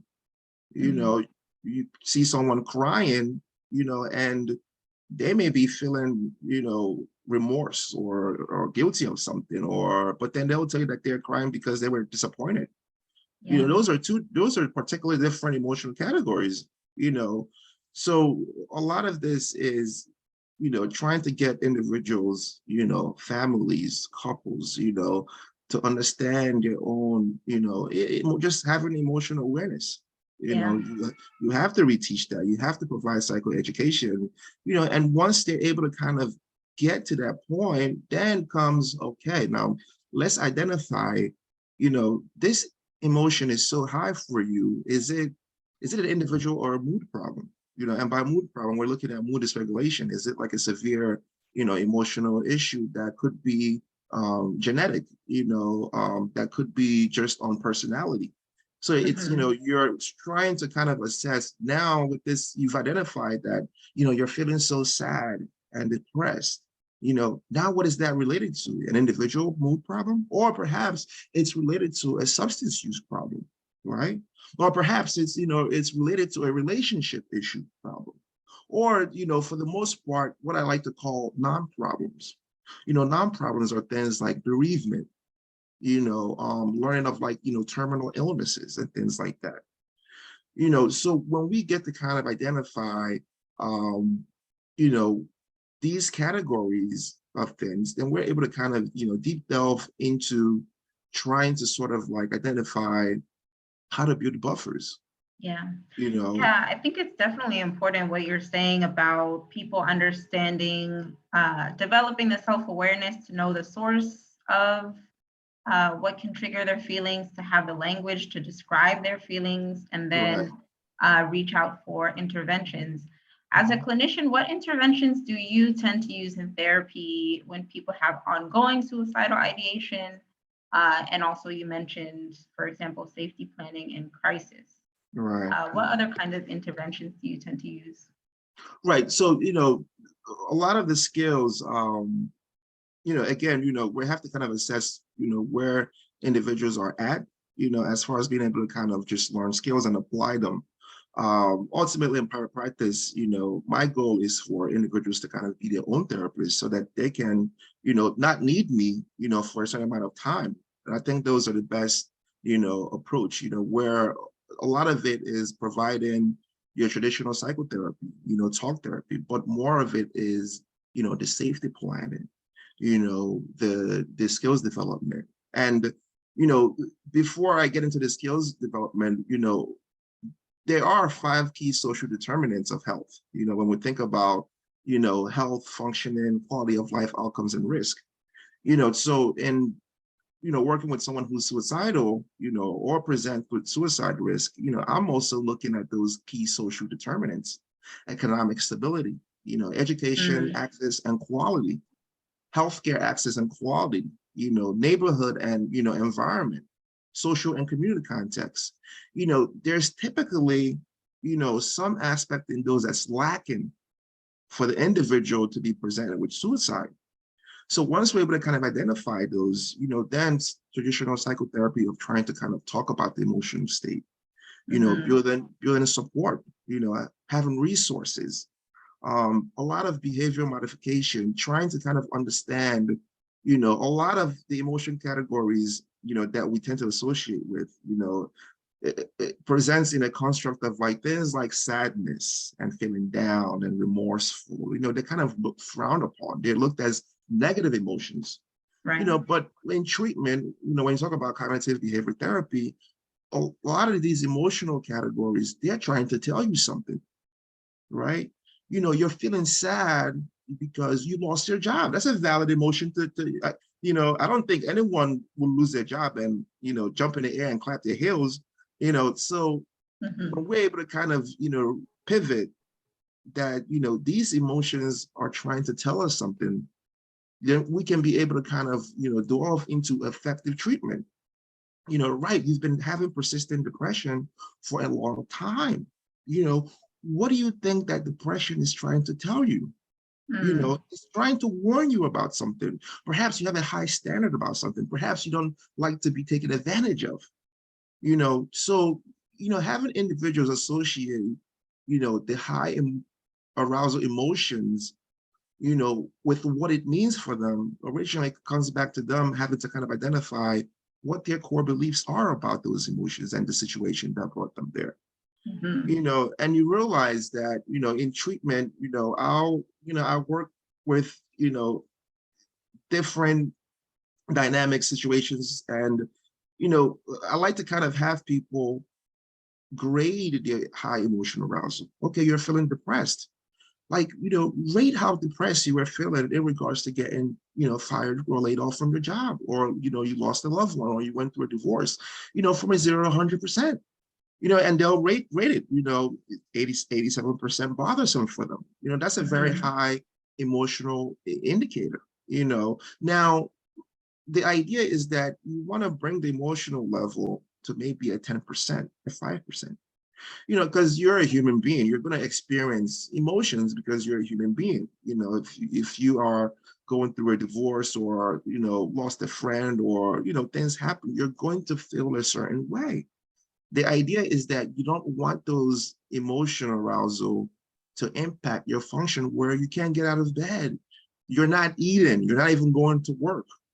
So once we're able to kind of get those, you know, emotional arousals down to where it's manageable for them, you know, the rest is history because they at least know that, you know, these emotions are there for a reason. It's okay to be sad, you know, but it's problematic when, you know, it's such a high, you know, sadness for you that you cannot get out of bed and function or provide for your kids, you know, or do anything that you previously used to enjoy. You Yeah, know, I think that's a great point about also monitoring the intensity of emotional states and learning interventions in therapy that they can use outside of therapy as well to intervene before the emotional intensity gets too high. And I like what you said about the positive versus negative emotions in terms of like changing some of the language we use. I too tell my patients that like emotions are just your body's way of understanding data that you're receiving from the environment and telling you something about your experience. I'll also say too that I know to the cultural point, a lot of people find me in private practice because they're looking for a Black therapist or sometimes specifically looking for a Nigerian therapist. So I would bet that happens in your experience too. What cultural considerations do you think are important when working with Nigerians who find you in therapy, who are, in your case, in New Jersey, but across the diaspora in terms of things they might, specific things that are cultural, but also in the context of like being in the context of the US now when it comes to mental health? right, right. Yeah, you know, and I think a big thing, you know, as, you know, working with Nigerians, you know, those, you know, who are back, you know, from back home are naturalized here or who are born here, but it's, you know, a key focus is trying to kind of understand, you know, the Nigerian upbringing, how it plays a role into your development, you know. Um, and I think when people tend to kind of understand these dynamics and constructs, you know, it'll allow them to kind of, you know, pretty much kind of gauge like, you know, why is it that, you know, I feel this way, you know? So, you know, we'll see in private practice, you know, a lot of our folks who are like, you know, well, my parent want me to do this, they want me to be this, you know, they want me to cook, you know, it's a lot of external stressors, you know, and then the emotional arousals sort of shoots up and then the symptoms come. Okay, they're suicidal. But before we get there, we need to kind of understand that, you know, what is the Nigerian upbringing? You know, what is it that has occurred in your upbringing for you to kind of associate, you know, these symptoms, you know, oh, you know, mom and dad put pressure on you. Well, that's going to have some significant impact, you know, in your development. You know, oh, mom and dad don't understand what it means to feel anxious or to have panic attacks. Well, you know, they didn't validate your emotions. So that's going to kind of play a role, not just in your own interpersonal issues, but in your relationship with other people. You know, how, you know, you're not attentive to your partner in a relationship because mom and dad didn't really foster that. Right. You know, you feel, you know, you feel that you're not where you need to be, you know, in your career. Well, where did you get that notion from? Oh, mom and dad want you to be, you know, like OB, cousin OB, who's a top doctor of this and that. Well, you know, you have to kind of understand where that's coming from, you know, and the better that you're able to kind of understand that, you can sort of like reframe a lot of those ideologies and foster better core beliefs about yourself. Right. Yeah, thank you so much for sharing some of your clinical expertise. For people in the chat, definitely drop any questions for any of our speakers that you want us to come back to at the Q&A. And I'll introduce our, last but not least, another speaker who we'll hear from. But thank you so much, Jeffrey, for everything you shared. So our next speaker is Joshua Koya, AKA JFK, not the JFK that, but he's a CEO of Nguvu Health. With fingers in many pies, JFK's entrepreneurship experience cuts across sectors such as food, trade, commerce, tourism, media, fleet management, community development, and nonprofit organization. Wow, how does he even have time to be here with us? Thank you so much. He also likes to teach about business and communications, and he's passionate about blockchain technology. He truly wears a lot of hats. His Nigerian startup Nguvu Health is providing on-demand online therapy sessions to Africans everywhere in the world via their smartphones. Founded in March 2020, Nguvu Health utilizes Android and iOS apps to connect users with licensed therapists via in-app messaging or video call, and in order to provide easy access to affordable therapy sessions. Users can register and complete a short assessment before being matched with a mental health professional who has to go through a rigorous onboarding process before joining the company's panel of therapists. And sessions can be conducted in both English and Swahili. And Nguvu Health has grand plans to onboard 10,000 users and 1,000 therapists by the end of 2021. Oh, so maybe he's already achieved it. Thank you, Joshua, for being here. You sound very busy and are doing very important things. Yes, hi Mercedes, Dr. Mercedes. Hello everybody. Thank you once again for having me. Shout out to the speakers earlier, Dedoe, Dr. Raphael, and Jeff as well, if I'm correct. And yes, we've crossed 10,000 users. We have 11,000 users of today. Nice. Yes. So tell us more about your organization and how things got started and the work that you do there. All right. My name is JFK, and thank you for pointing that out. I always like to let people know it's not John F. Kennedy, but it's Jeff in this case.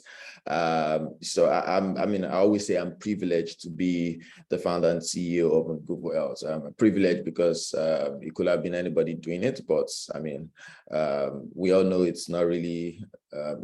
Maybe you know, maybe you don't know, but it's not an easy task, especially for the target markets, which is Africans, both at home and in the diaspora, that we are offering our services to.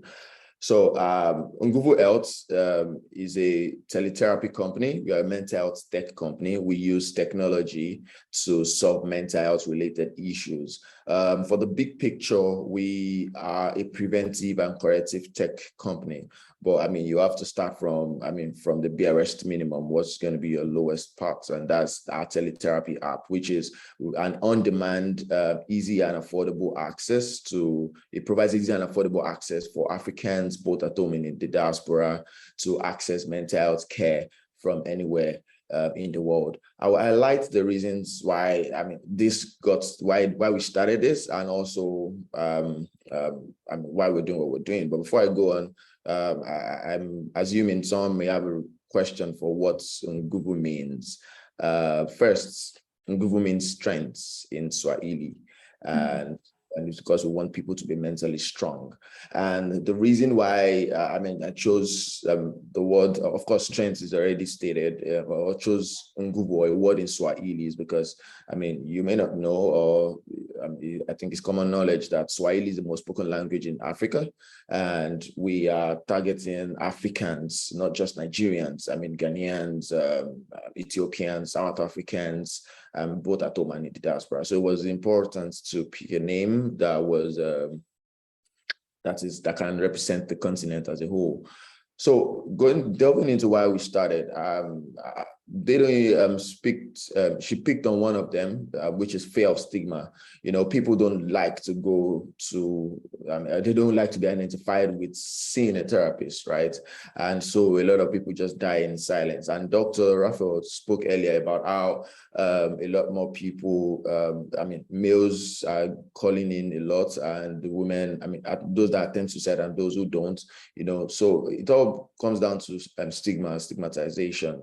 And also affordability was an issue, because we found out that many of the available practicing psychologists or the psychotherapists were a lot more expensive, and we cannot blame them, because the work they're doing is a lot. It's not mathematics where you do X plus Y is equal to Z.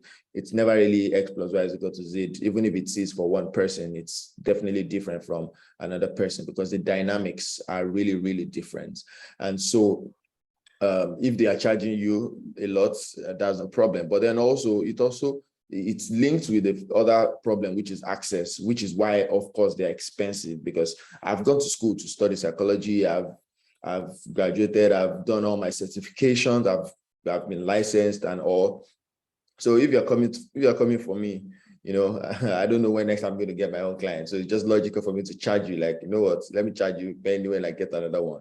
But now, excuse me, so we understood that dynamics around that. And so we said, okay, you know what, let's build something that's going to make it easy to access, right? I remember in our early research stages, we found out that some people didn't even think there were African therapists. They thought it was just stuff you see in Hollywood movies, even those who were based abroad, right? And they're like, oh, do we even have people like that? Or where do we find them? The therapists may not have the bandwidth to be able to do the marketing for their skill sets, which picks on what Doctor mentioned earlier, which is funding. Not be able to spend a whole lot on actually sending out, excuse me, of trying to let people know them. So people don't even know where they are. Needless to talk of actually getting to them as well. So we know, technology is now at the core of making all these things possible. So we created an app where people can actually speak to a therapist. You don't need to go search online and search for where you can get someone. That's one.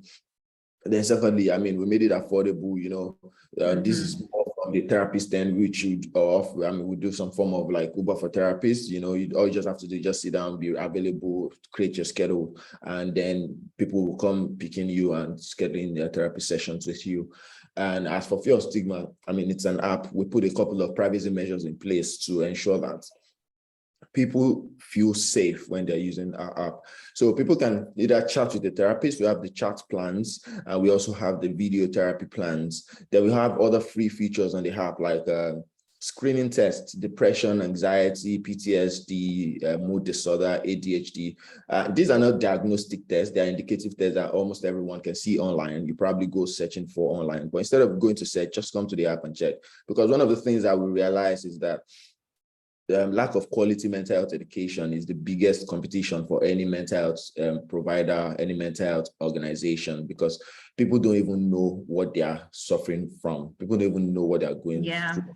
You would not even go and seek help if you have not been told that something's wrong with you. You may have a headache and you may think your headache is normal. It's until a doctor tells you that, oh, you have been doing this, come on, how many weeks? 3 weeks, you need to see a doctor and get treated.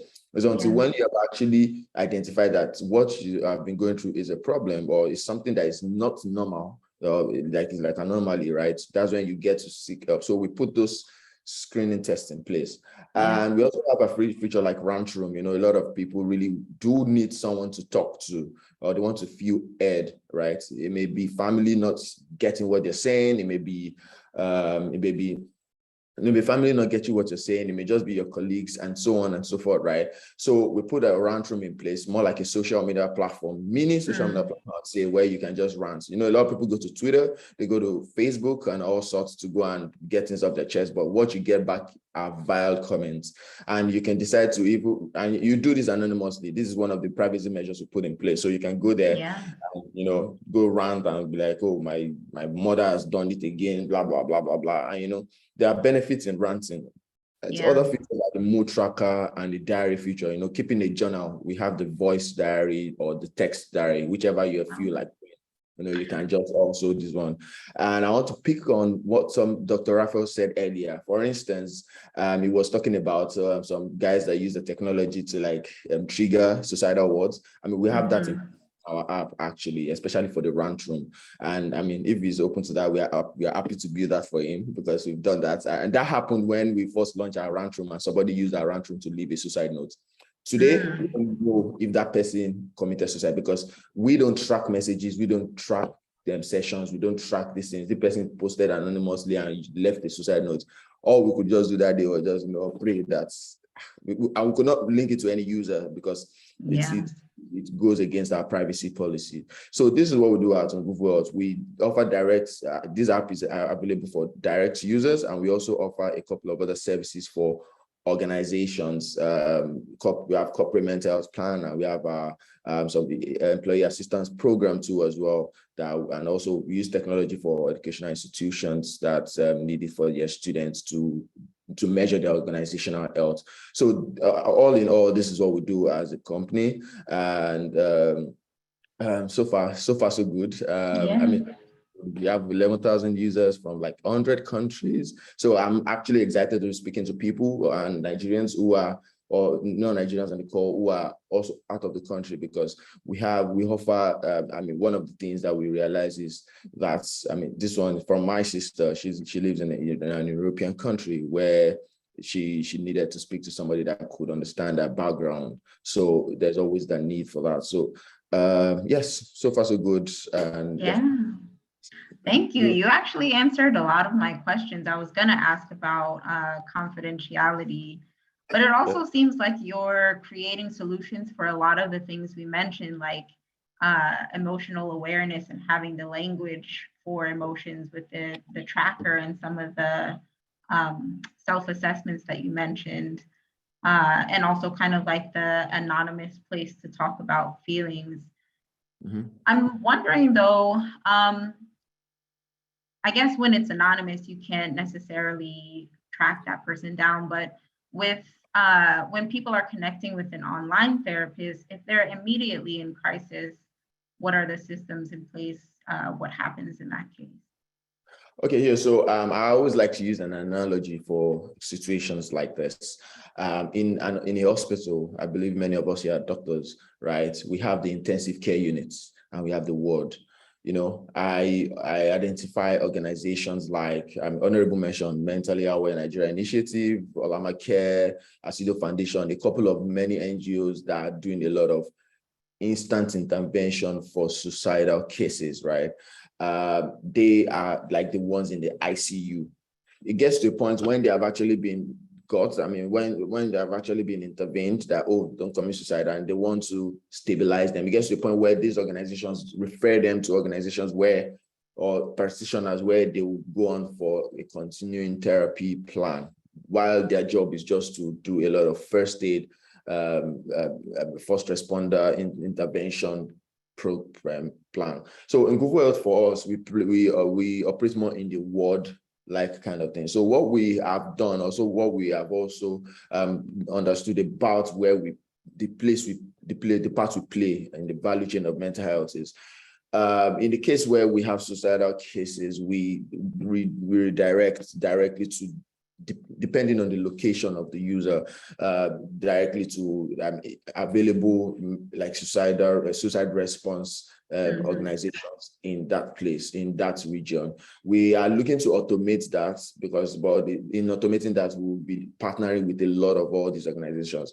I mean, I've never been to Swaziland before, but we got an email for someone saying his daughter is suicidal. We had to do the job, try to do the online. We didn't assume whether it probably online, but we had to do the job and actually like saying, okay, this is the number you can call within your country. But the goal for us is to at least have the connection, have a network of this emergency response organizations in different parts of the country, different parts of the continent, so that should there be any case where there's a need for emergency response, this triggers connection with those people. However, right now we still just do it manually. It also does it suicidal. And for extreme cases, for mental health related solutions, we onboard clinical psychologists specifically, but there are cases where you need to do referrals to rehabs and for addiction centers and the like. Referrals is done in that case. It's just the same way it works in an ideal hospital, from the intensive care unit to the ward, and from the ward to another place. And you have to transfer when you know that it's gone beyond this. And so we operate within that dynamic. So that's how we have, those are the systems that we have put in place to ensure that there's a continuing treatment for anyone, depending on whether they come to us as emergency, or they come to us just for stabilization, or they come to us and they need referrals. Yeah. Okay, that sounds great. Last question for you before we transition. It seems like a lot of the future of Nguvu Health is to automate a lot of these processes. Are there any other future directions you would like to share with us now, in terms of what's next for you? Okay, like I said, I'm more of a tech person. I just believe tech can solve a lot of issues. But before solving a lot of issues, there have to be ethical validations for the solutions. They have to be there may be empirical evidence or whatever to show that this is going to work. So operating in the, like I said earlier, the big picture, preventive and corrective tech.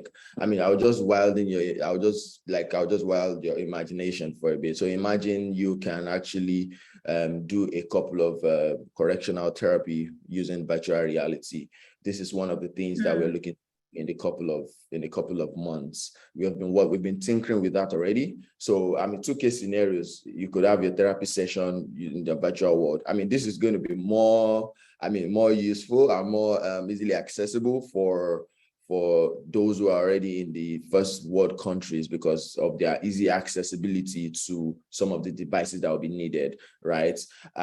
So virtual reality, that's one of the big things that we are looking at. Another case scenario is that, take for instance, I'll give an instance. What if you are scared of falling or taking height? Then we could create a program for you where you can play with it in your virtual reality world, so that when you're encountering it in real life, you can manage it. At least that when you're falling inside your room, you're not falling like, it's just like those who want to go skydiving. There are skydiving simulators that people go for nowadays, that you don't have to actually jump from a plane. You just enter that circular place and then it starts falling. So when you go for the real thing, you probably just be easy breezy, like, it was just like I did the other day. So this is one of the big, I'll just say one of the big innovative approaches that we're using tech to build. But it comes with a lot of research. Like Doctor said, there's a lot of research that is going to go on into making this a success, right? Then other things that we're doing, that offers for high end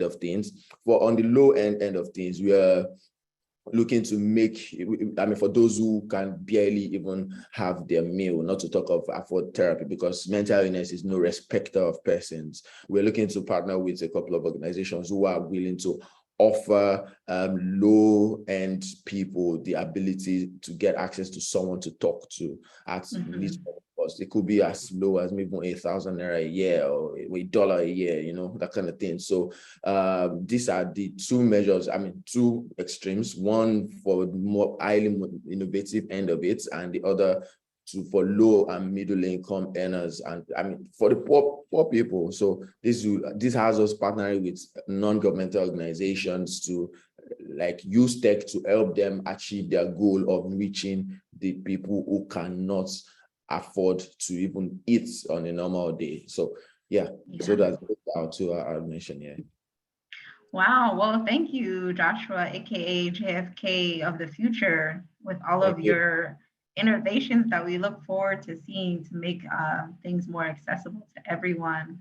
Thank you so much. Again, if you have questions for Joshua or any of our speakers, continue to drop them in the chat.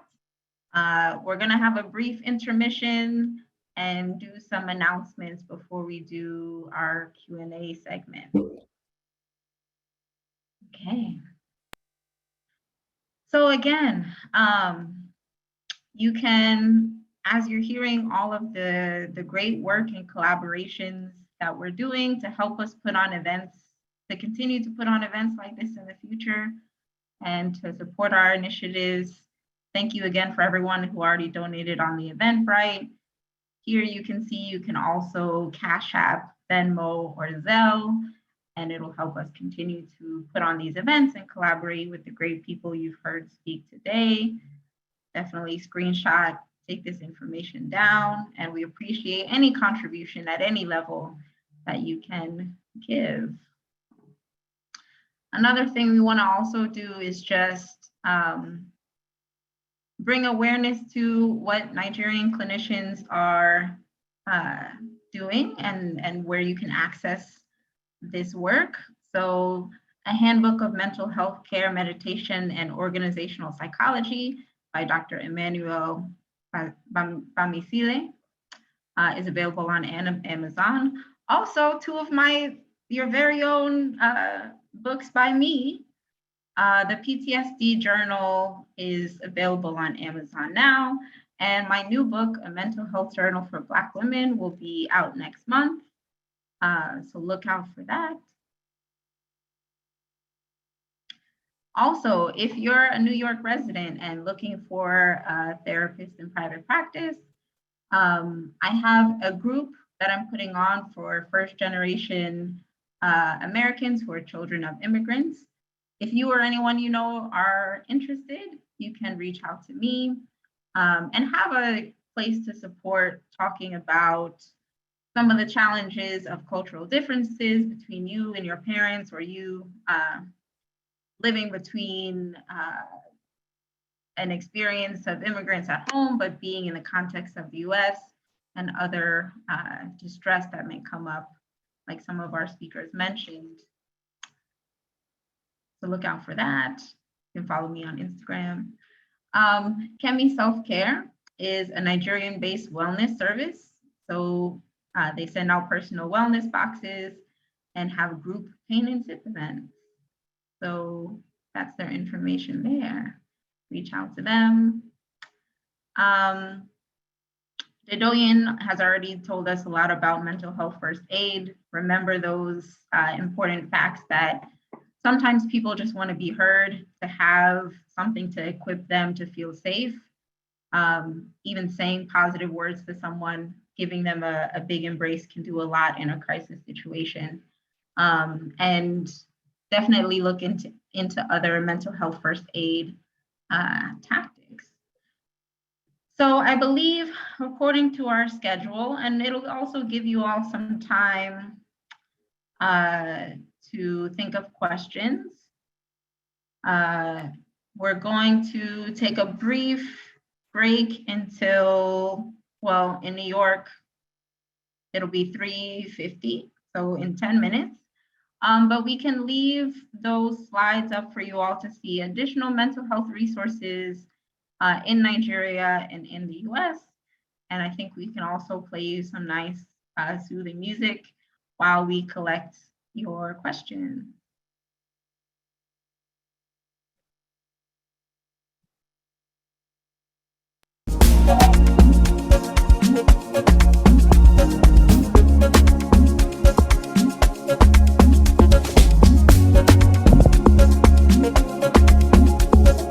Purchase your track today.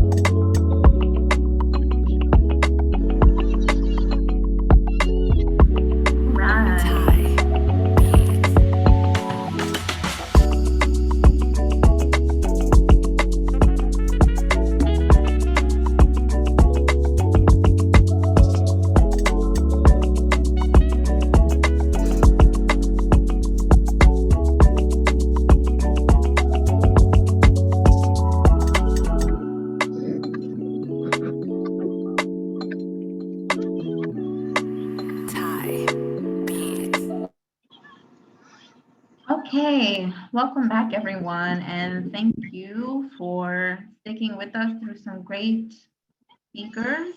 We're going to get into some of the Q&A. So thank you for everyone who's already posed some questions. Some of the speakers, not all of them, are still with us, so we'll definitely hear from all of them, as well as if there are other mental health professionals in the audience who want to contribute to the discussion, or other people have comments, we welcome that as well. We want to make this a community discussion kind of experience. So we'll get into it. Okay. First question, what are ways to continue to bridge the mental health conversation to our parents and elders, especially those who are very traditional in cultural and religious thinking, so that they don't dismiss the reality of shared experiences? So to our speakers still present, Jeffrey, and I think JFK is here.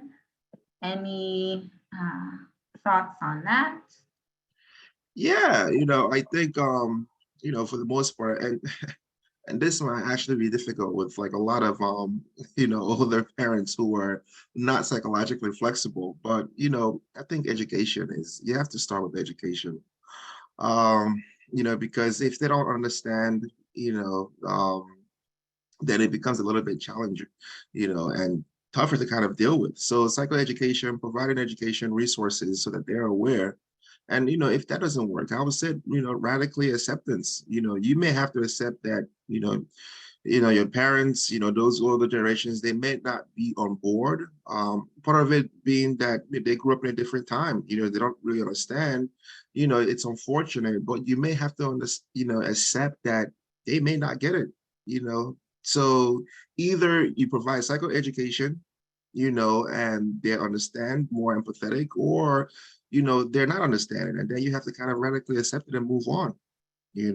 That's yeah. Yeah, that's a good point. There's only so much effort and willingness you can put into giving someone information, knowing that they may or may not accept it, and having to come to some acceptance to that.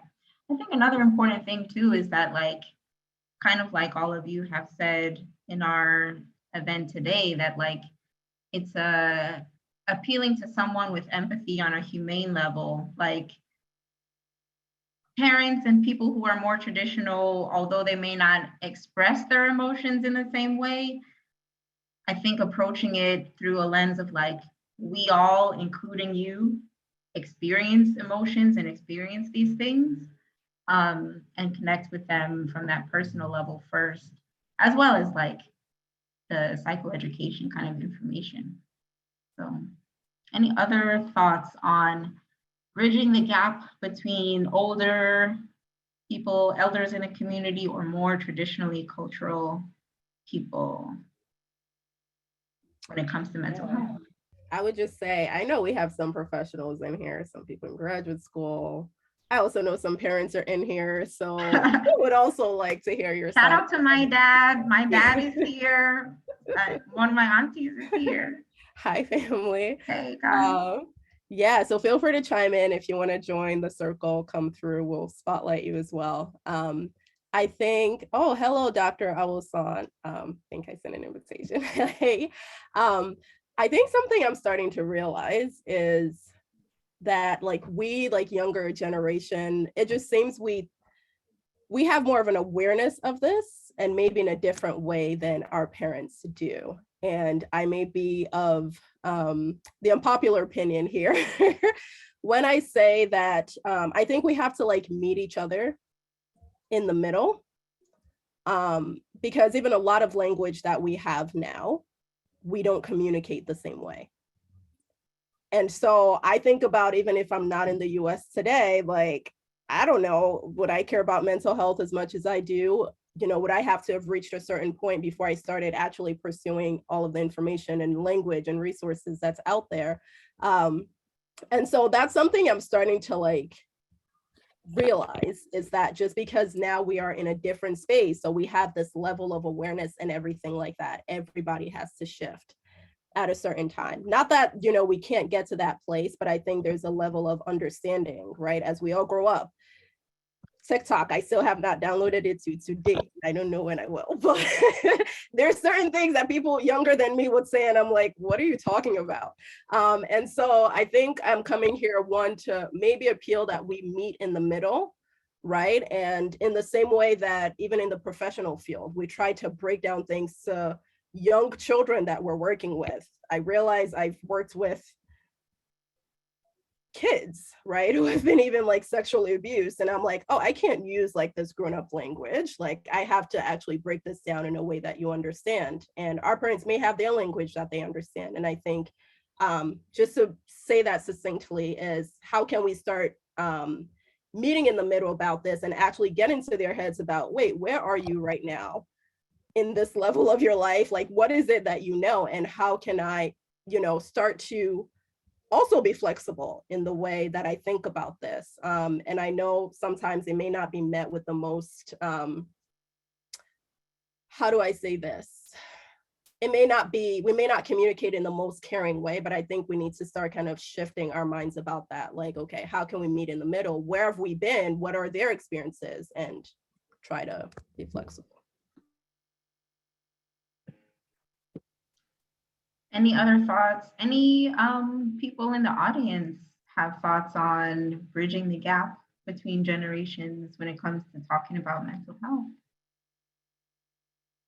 First of all, I just want to say thank you so much for putting this programming together. I think this is amazing. I really appreciate y'all's work and the presentations today. Thank you for everyone who presented already.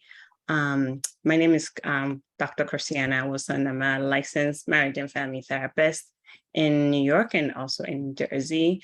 I also do research. I'm also a professor. So I think and I work with a lot of first generation adult children and parents of Nigerians a lot in my practice, and really bridging that gap is a big deal.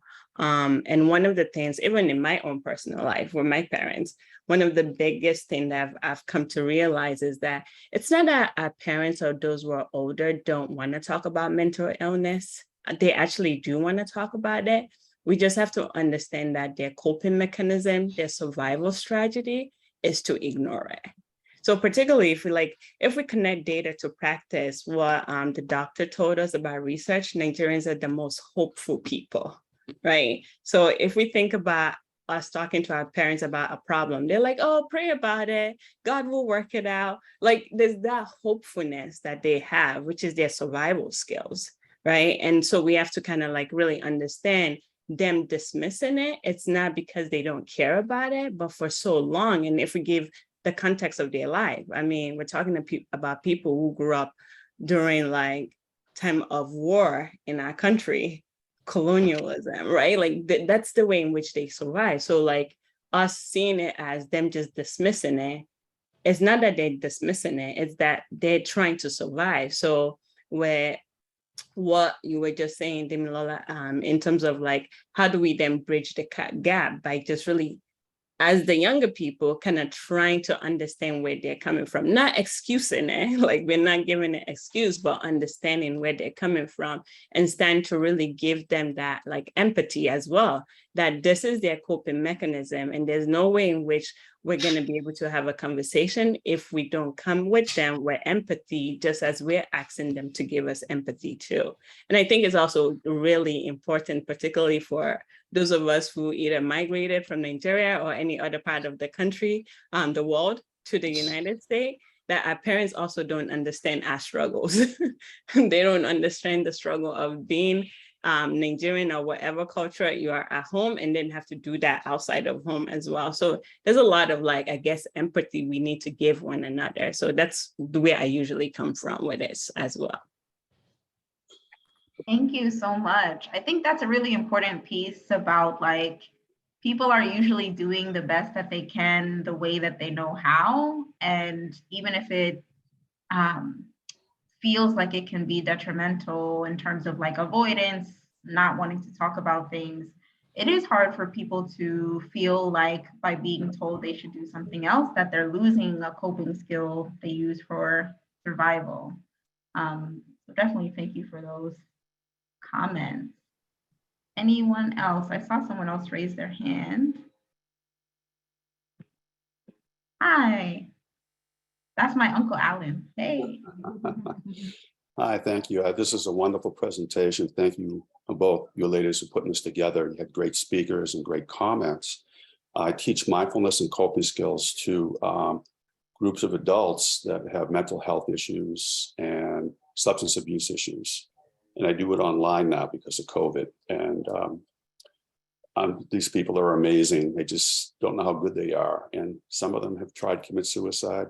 A lot of them have been incarcerated. But the story that I like to relate is about two older men who are no longer here, Mike Wallace from 60 Minutes fame, and Art Buchwald, who's an author. They both were bipolar. And they wanted to share their challenges and their illness with people in the US. So they went from place to place. And one night they were on Larry King Live, and Larry King had his show. And there was a woman in New York City who just swallowed a handful of pills, enough to kill 3 horses. And she heard Art Buchwald talk about his experience. And he was a humorist. He said, he spoke with a slur. He said, you know, suicide's not a great idea. You might change your mind 2 weeks later. She heard that.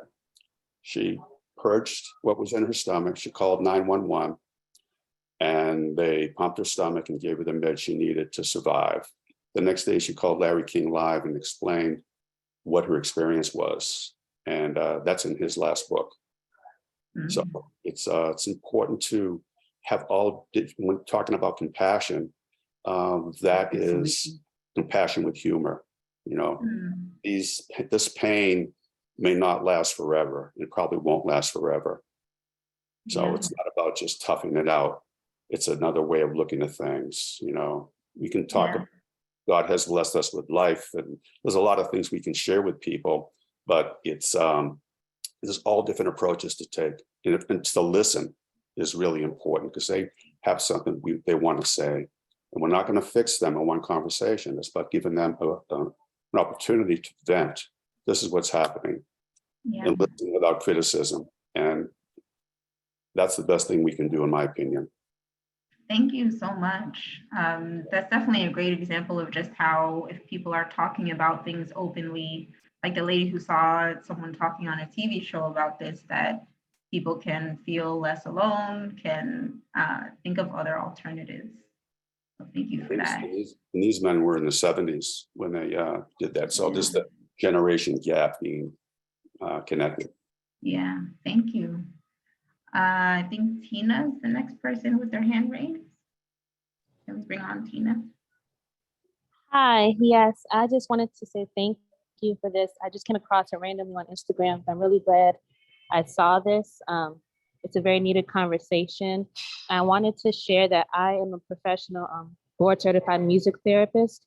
And I wanted to ask, do you think there could be collaborations between the mental health and music therapy space, especially for to bridge the gap? The music, I think, for us, even as a culture, is very innate, and that's something that can at least be less invasive in uniting, our generations in the conversation. Yeah, I have a couple of thoughts. Thank you for that question. I think a lot of what's useful to people is like using the resources they already have in their culture to reconnect them to the people who are around them, who can show them like love and meaning and connection. And music is one of those things. I forget where I read this, but there's definitely some research and information about like how music in particular, or like rhythm, is important, not only to like making actual music feeling in sync with other people, but as like a collective cultural kind of practice. So I think there is definitely room for collaboration with that. Yeah, Go ahead. Can I jump on that, please? Mhm. Yes, thanks, Tina, for that question. I mean, maybe this will follow up on the question you asked earlier when I spoke. So there's something we do at our company. We have like a music playlist to boost your mental health on Spotify. But there's something we've also come to realize. I mean, this has come from those who are around me, from when they are depressed and when they are presently maybe going through anxiety. They often have playlists that's kind of like lift their mood, created by themselves, right?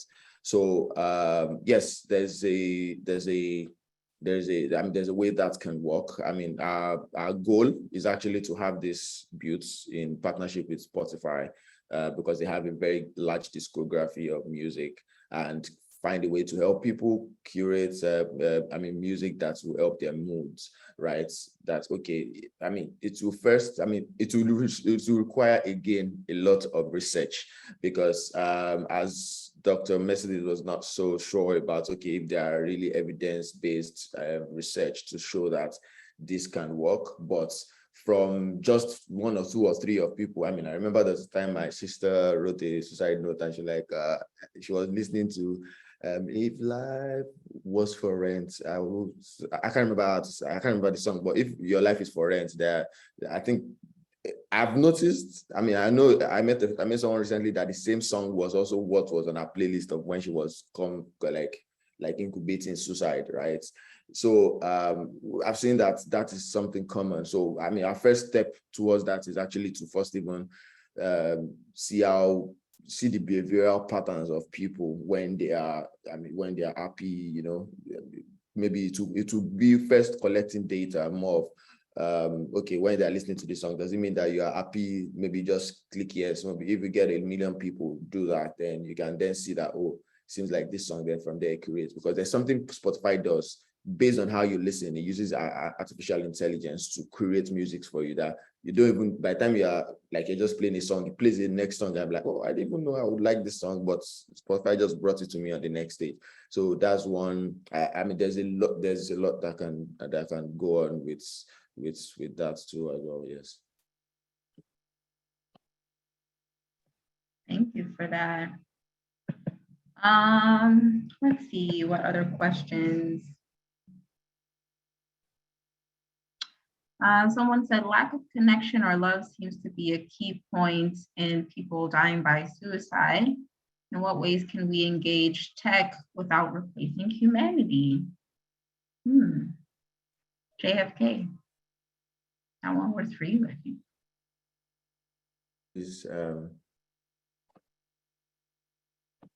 Can you repeat the question? They said lack of connection or love seems to be a key point in people dying by suicide. How can we engage tech without replacing humanity? You know, there has to be a human factor to this thing. So one of the things that has to be done, I saw something online on this slide, which is a support group. Support groups are very important. And it's also one of the things that we have, I mean, one of our solutions to our robots. I mean, we're starting first off with maybe addiction support group, addiction recovery support group. You can have support group for different types of people. You could have a new mom support group. You could have a 9-to-5 support group. You could have a founders support group where we are ranting that, oh, to start a company, to launch a company. You could have medical doctor support group. So tech has made it easy for us to be able to bring that humanity. And for instance, I'll give an instance.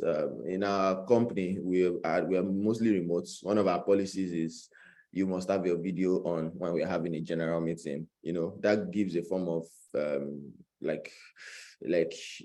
connection to the human. When you're seeing people's facial expressions and so, I mean, just off the top of my head, I would say these are the ways that we can breed that, because when you're in a place where you are understood, you feel loved, I'd say, because many times a lot of people,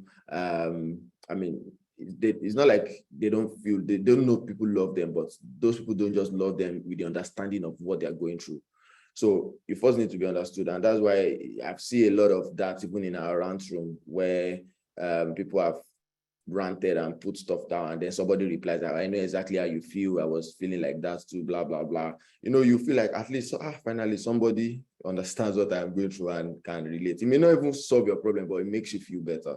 So tech cannot really replace humanity. So no matter how we go, virtual reality, artificial intelligence, there has to be that human touch and that human feel. And the easiest way I would say is bringing the humans together, using tech to bring the humans together. We could go a lot deeper into tech and start talking about augmented reality, where you can even feel like when you stab somebody in your own space, the person feels the impact wherever they are now. But that's just extreme, like technological implementation. But at the very littlest of it could be just Zoom calls of group video support group calls that you can connect with other people that will understand what you're going through and then feel loved within that community. Yeah, thank you.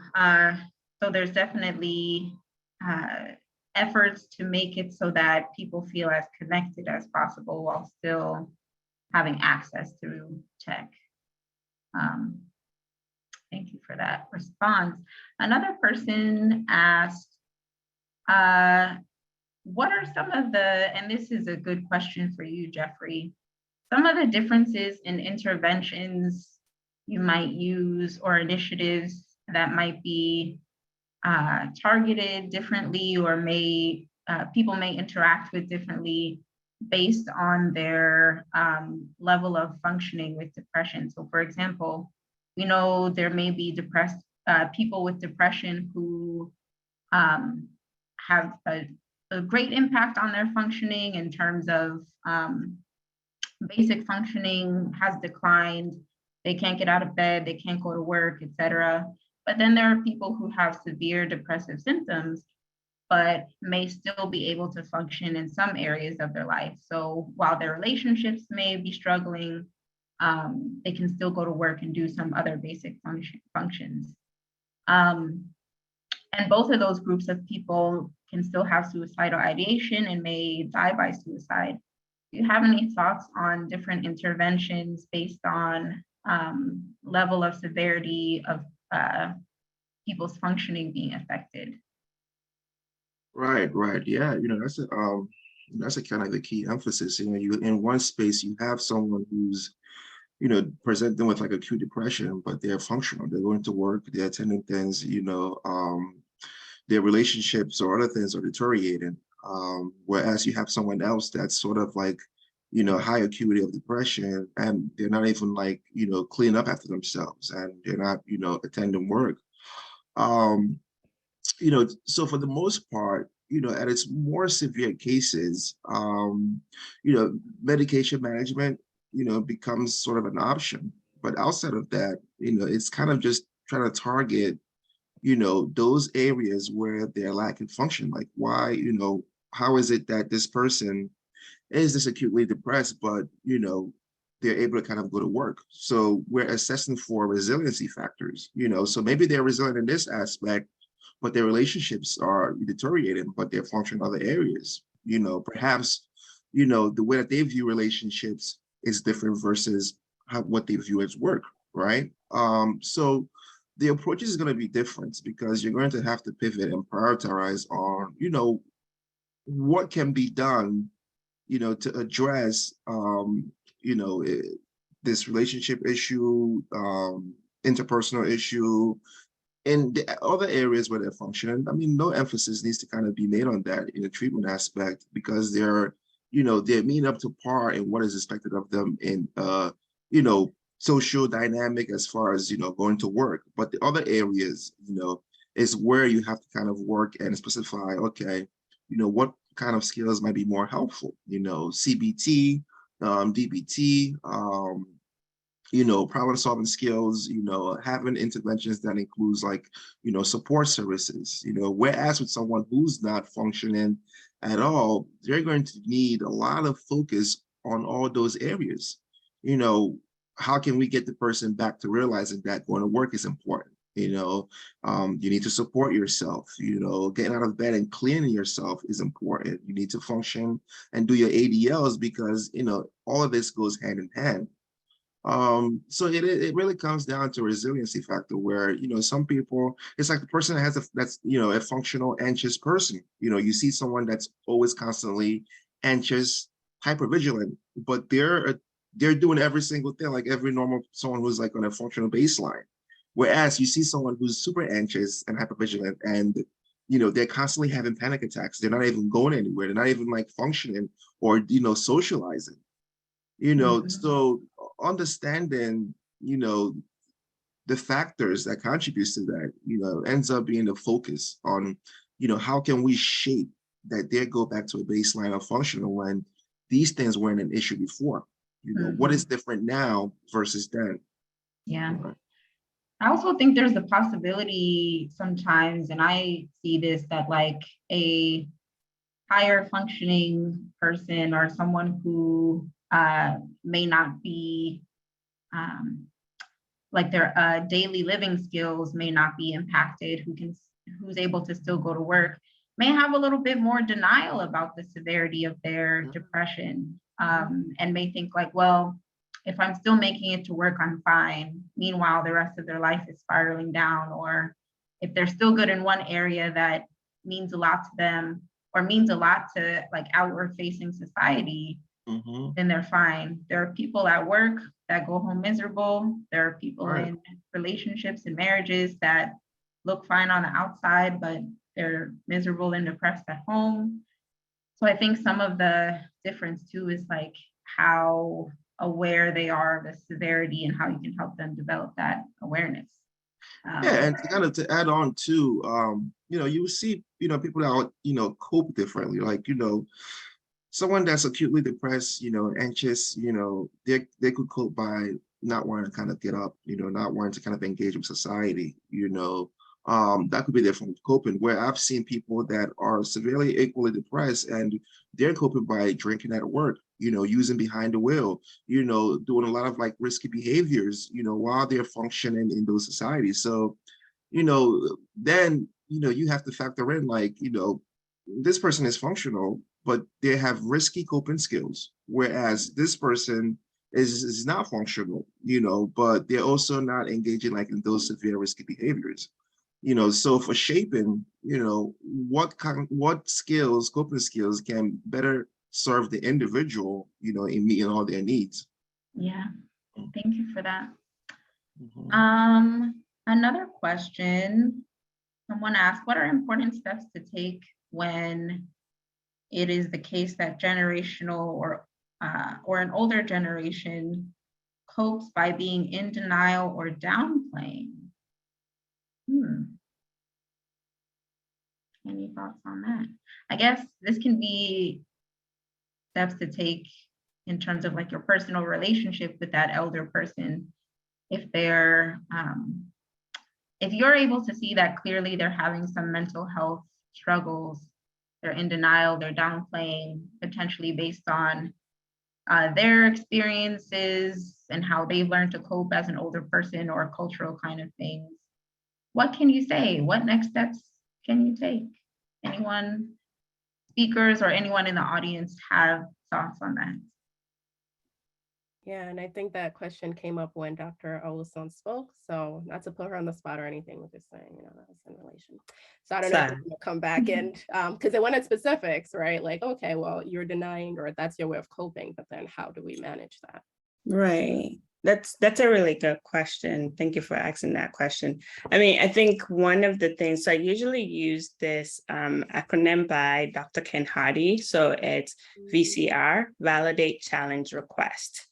So usually I want to, like, it goes back to what I was saying earlier, I want to validate the fact that this older person is in whatever struggle they are in, right? And they are trying their best to hold it together by denying what it is that's going on for them, because that is their coping mechanism, right? And we don't want to take that away from them. So we really want to validate how much they're trying, how much they're carrying, how much they're trying to hold it together for themselves, for their family, whatever it is. And then So that's validate. Then I want to challenge it, right? That you carrying all this weight, you carrying all this load is really becoming a burden for you. It's becoming a burden for you in a way in which you can fully live the life that you want to live, right? You can fully be present for us as a parent or even for yourself, right? For your partner, for whatever it is, like they can't fully be who they are, right? Because they are trying so hard to protect themselves, to like do this work on their own. And doing this work on your own is really a heavy load, a heavy burden. So why do you want to keep carrying it for yourself? So that is the challenge. And then the request would be my hope. So like I usually put a request in a hope or a wish, right? My hope is that you'll be able to do this for yourself because you pretending that you're not in pain, you pretending that this emotion doesn't hurt, you pretending that this doesn't affect your behavior in the ways in which you're talking to the rest of us in the house or your friends, or you're dealing with that, you pretending that it's not affecting you is not helpful. So my hope is that we can actually really talk about what's going on for you, right? And or we go find someone who can help you. Right. And I think one of the things, and we know this is not just Nigerian, this is also like just African people with older people, there's that aspect of respect. And that aspect of like being vulnerable becomes, oh, I don't want the younger person to disrespect me or like to see me vulnerable. Like, so really speaking to that, like being vulnerable is not you putting yourself in a position of being disrespected. It's you putting yourself in a position of being human. As my parent, as my elder, you are a human being, and I want to be there for you. I want to be there to listen to you as well, right? So I don't know if that helps, but that's usually the way I kind of like I talk about it with my clients. And also, like, I mean, I'm saying this about my client. This is also in my own personal life with my parents as well, and the older people in my life as well, right? Like, this is us being in relationship with each other. I think that definitely helps for people to have a tool to take away. So remember, everyone, VCR, validate, challenge, request. And I think most people will respond positively to seeing that you're saying these things because you want to preserve your relationship with them and understand them. Right. Right. Thank you for that. You're welcome. Thank you. The next question someone posed, they said some suicidal cases could be generational, while others might be spiritual or spiritual attacks. Please discuss. I don't know if I feel equipped to discuss the spiritual attack level of this conversation, but does anyone, including in the audience, have any thoughts on that?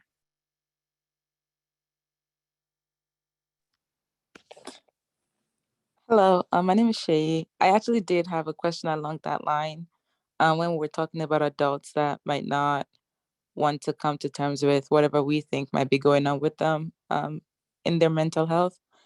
And it just kind of makes me think that, like, for some, it's not as simple. There's the complicated layer of their spiritual lens and how they see the world. And I do think that, everything is spiritual. I think that's something that the Lord is really teaching me right now is nothing is really, and this is like my faith, my belief, and this is how I kind of lead my life. Nothing is happening physically that's not already kind of approved or happened in the spiritual. So I think that to an extent there's room for that. And I know if we look in the scriptures, we can probably find some examples about generational curses that, show signs of um dare I say, like, mental health issues, right? And like if they're not dealt with, then they manifest in different ways. And I was like listening to this prayer thing yesterday, and talked about how Moses was angry. He was an angry person, but he probably didn't even know that the Levites were actually angry people. And the Levi, the son of believe it was Jacob, who him and his family members went ahead and did something terrible to a whole town because they wanted to marry one of their sisters, right? So like there's room for that, I think, when we're having these conversations. But there has to also be a balance, right? They're the people that really do need to make sure that their neurotransmitters are working the way they're supposed to work and they're not just spiking out of control. And there are people who they do know that there's a family history of, okay, when November hits, everybody kind of gets into this depressed state. And are we just going to medicate it away, or are we going to actively watch out, be aware, and kind of take it up in the spiritual while also trying to figure out what's going on? So for the sake of not going on a whole rant, I think that there's room for multiple layers of these conversations to be had, and to understand that the people that we're dealing with, they have different ways they look at the world, and we have to be able to account for that and not just like toss that away as, oh, it's their culture, it's their religion. No, all these things kind of play into who they are as people. And I think there should be room and space for that. Yeah, thank you, Shay, so much for your contribution. Yeah, that was a very great dynamic response. Thinking of how to like succinctly put everything together in the interest of time, but I think this could also be its own conversation. And I would actually refer you all to last year's forum, which Dr. Rola Tomori, I don't know if she was here today, because this is like also her jam, talks about spiritual trauma as well. But to answer the first part of that question, suicidal cases could be generational. Definitely that gets into the whole intergenerational trauma stuff. And just to break that down, it just means that one generation experienced trauma, which trauma really just means wound, right? So I'm trying to correct myself sometimes with the professional jargon, but trauma essentially means wound, right? So we've been wounded in some way, sometimes emotionally as well, and one generation didn't deal with it, right? And so it's literally passed on, the pattern is passed on unless some generation decides to really handle that and really address what's going on for them, right? So a lot of the patterns, even that we relate to other people, we're not exempt from our own stories and how that paints how we approach different situations, right? And so you can imagine if trauma persists and chronic trauma persists, what that can do to the individual, right? To the extent of suicide. So I can even speak to that and just affirm that, yes, generational suicide can happen. And I forgot who was telling me the other day, or maybe I was reading it, that the mother committed suicide and the sister. And so for him, like that was the next thing, right? That's their way of probably coping, or for whatever reason, this is how this person feels like this has been a pattern. So what else can I do now that I'm in this space, right? So that's just the first part of it. The second part, which I think Shade also touched on, is that we are dynamic individuals. And so mental health, when we talk about this, is not one-sided at all. We are whole people. You can think of yourself as a system, right? You are your spiritual being, you are your physical being, you are your mind. Everything is very much interconnected. So I tell people it's kind of like that arrow cycle thing. I can say, oh yeah, I'm just thinking about my mind and the thoughts I put in my mind, but if I'm not drinking enough water, that's going to trip me up. I'm going to get hungry, I'm going to get hangry, as some people say, like both hungry and angry together. So that impacts you, right? And some people, even biologically, there are things happening in their brains where they don't want, I mean, no one wants to be depressed, but that's just what's going on with my body. And so you might talk about medications and all of that. And so that's just to affirm also that this is a multi-layer thing. And so we need to be thinking of ourselves as existing within like that system and that cycle. And when it comes to, right, spiritual attacks and everything like that, exactly, we're all coming from different backgrounds here, and we need to think about how do we see the world, how do we interpret the world? And one thing now that the field of therapy is doing is bringing in prayer therapy. And so we're talking about older generation this, older generation that, but prayer is a part of your life. And so how can I use that? How can I level that up to actually help you in this situation? Is praying going to calm down your arousal levels of how anxious you are right now? I won't do away with that because it's a spiritual. Let's do it. So we will, like, whatever practice is going to help you. That's what you call like your own coping box. And so people cope in a lot of different ways. And that's one huge thing, because that is a part of your identity. And so I would say, again, mental health comes from a lot of different angles. And what is important is that we're not oversimplifying, right? And when we talk about spiritual stuff, I'm a Christian, and I always say God is the greatest therapist. He cried. And so I can't suppress my own emotions because, oh yes, I must show myself as some type of spiritual person. No, we feel things happen to us, right? And this is someone who is able to empathize with us because he's also a person of emotions.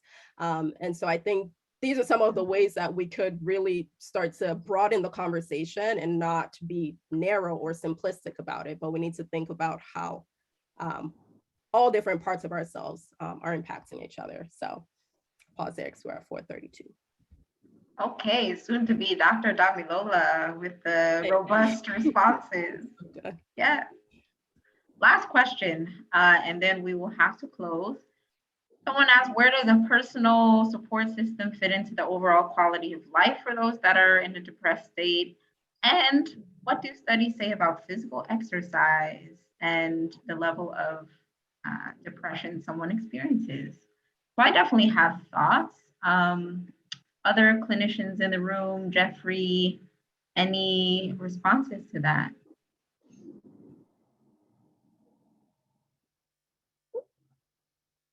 Yeah, I think, for the most part, personal support, it goes a long way. And these are some of the questions that are typically asked, during an initial screening of someone who's presenting with high acute depression, can they identify any supports? And a lot of times you'll find that they can't even identify any supports.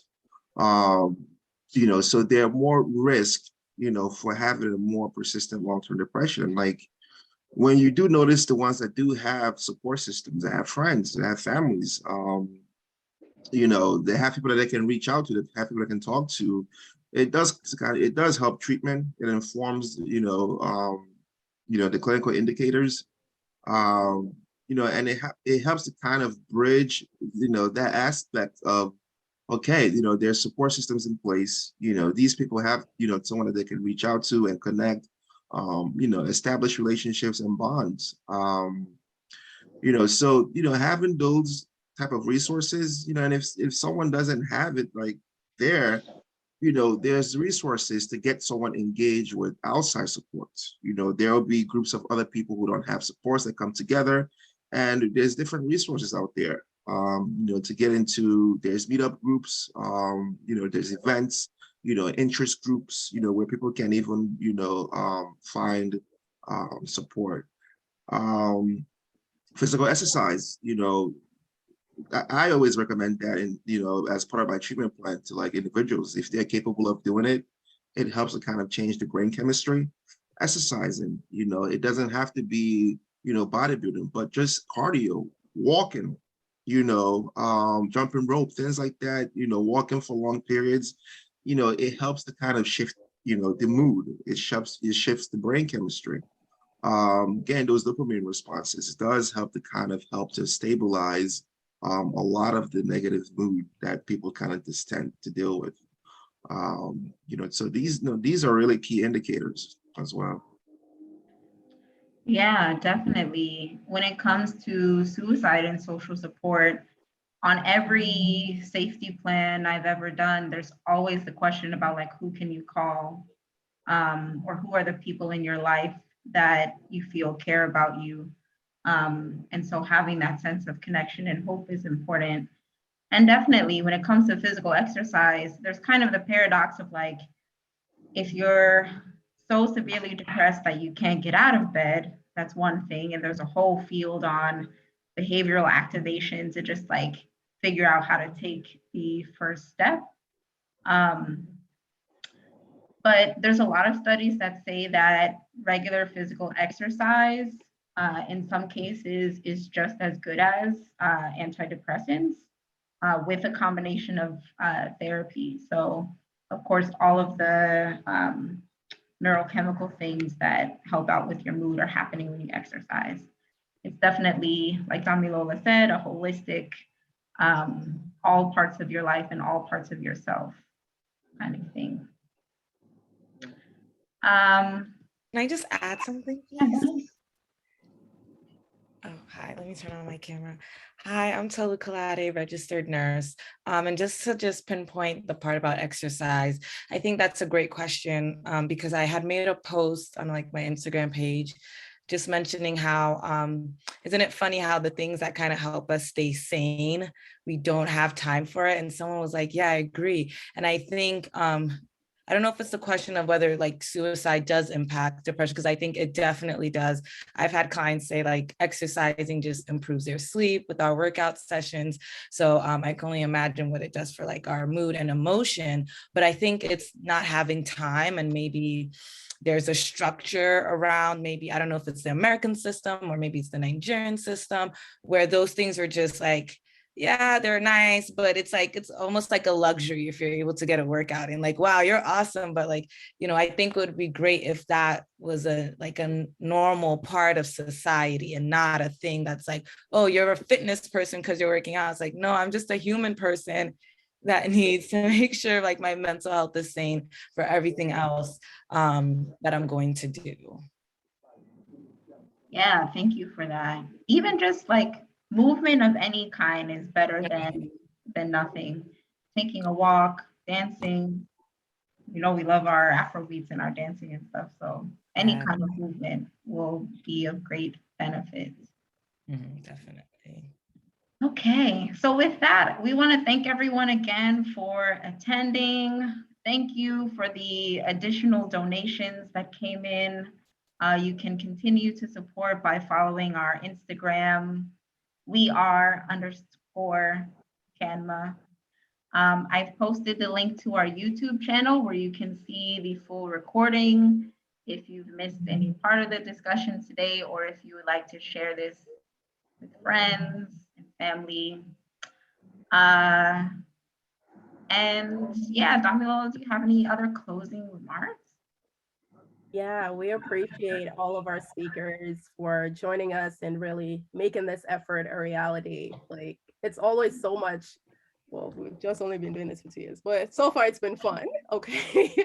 Putting this together, you know, across Nigeria and the US, and it'll be really interesting to see what other people, you know, in other countries are also doing. So like we've been passing around, we have the Google Doc, whatever way you feel like you would want to come on board with us, we really would appreciate and welcome collaborations. I think, again, we all kind of add so much to this. And I would say last year there was like a filmmaker who was like, I do this however you need us. And I was like, dope, like we'll find something, a documentary, something. So it would be really dope to do that. So we appreciate you all. We'll also have a slide of all the contacts of the speakers. And I don't know if that's on standby, but either way, if you had your email, we're happy to pass that along to you. So thank you all to our attendees and community members. We try to keep this as a, you know, community feel. So we really appreciate all of your inputs, and yeah, feel free to reach out to us if there's anything else, and see you next year. Yeah, thank you all. Thank you all, take care. All right, bye everybody. Bye everyone.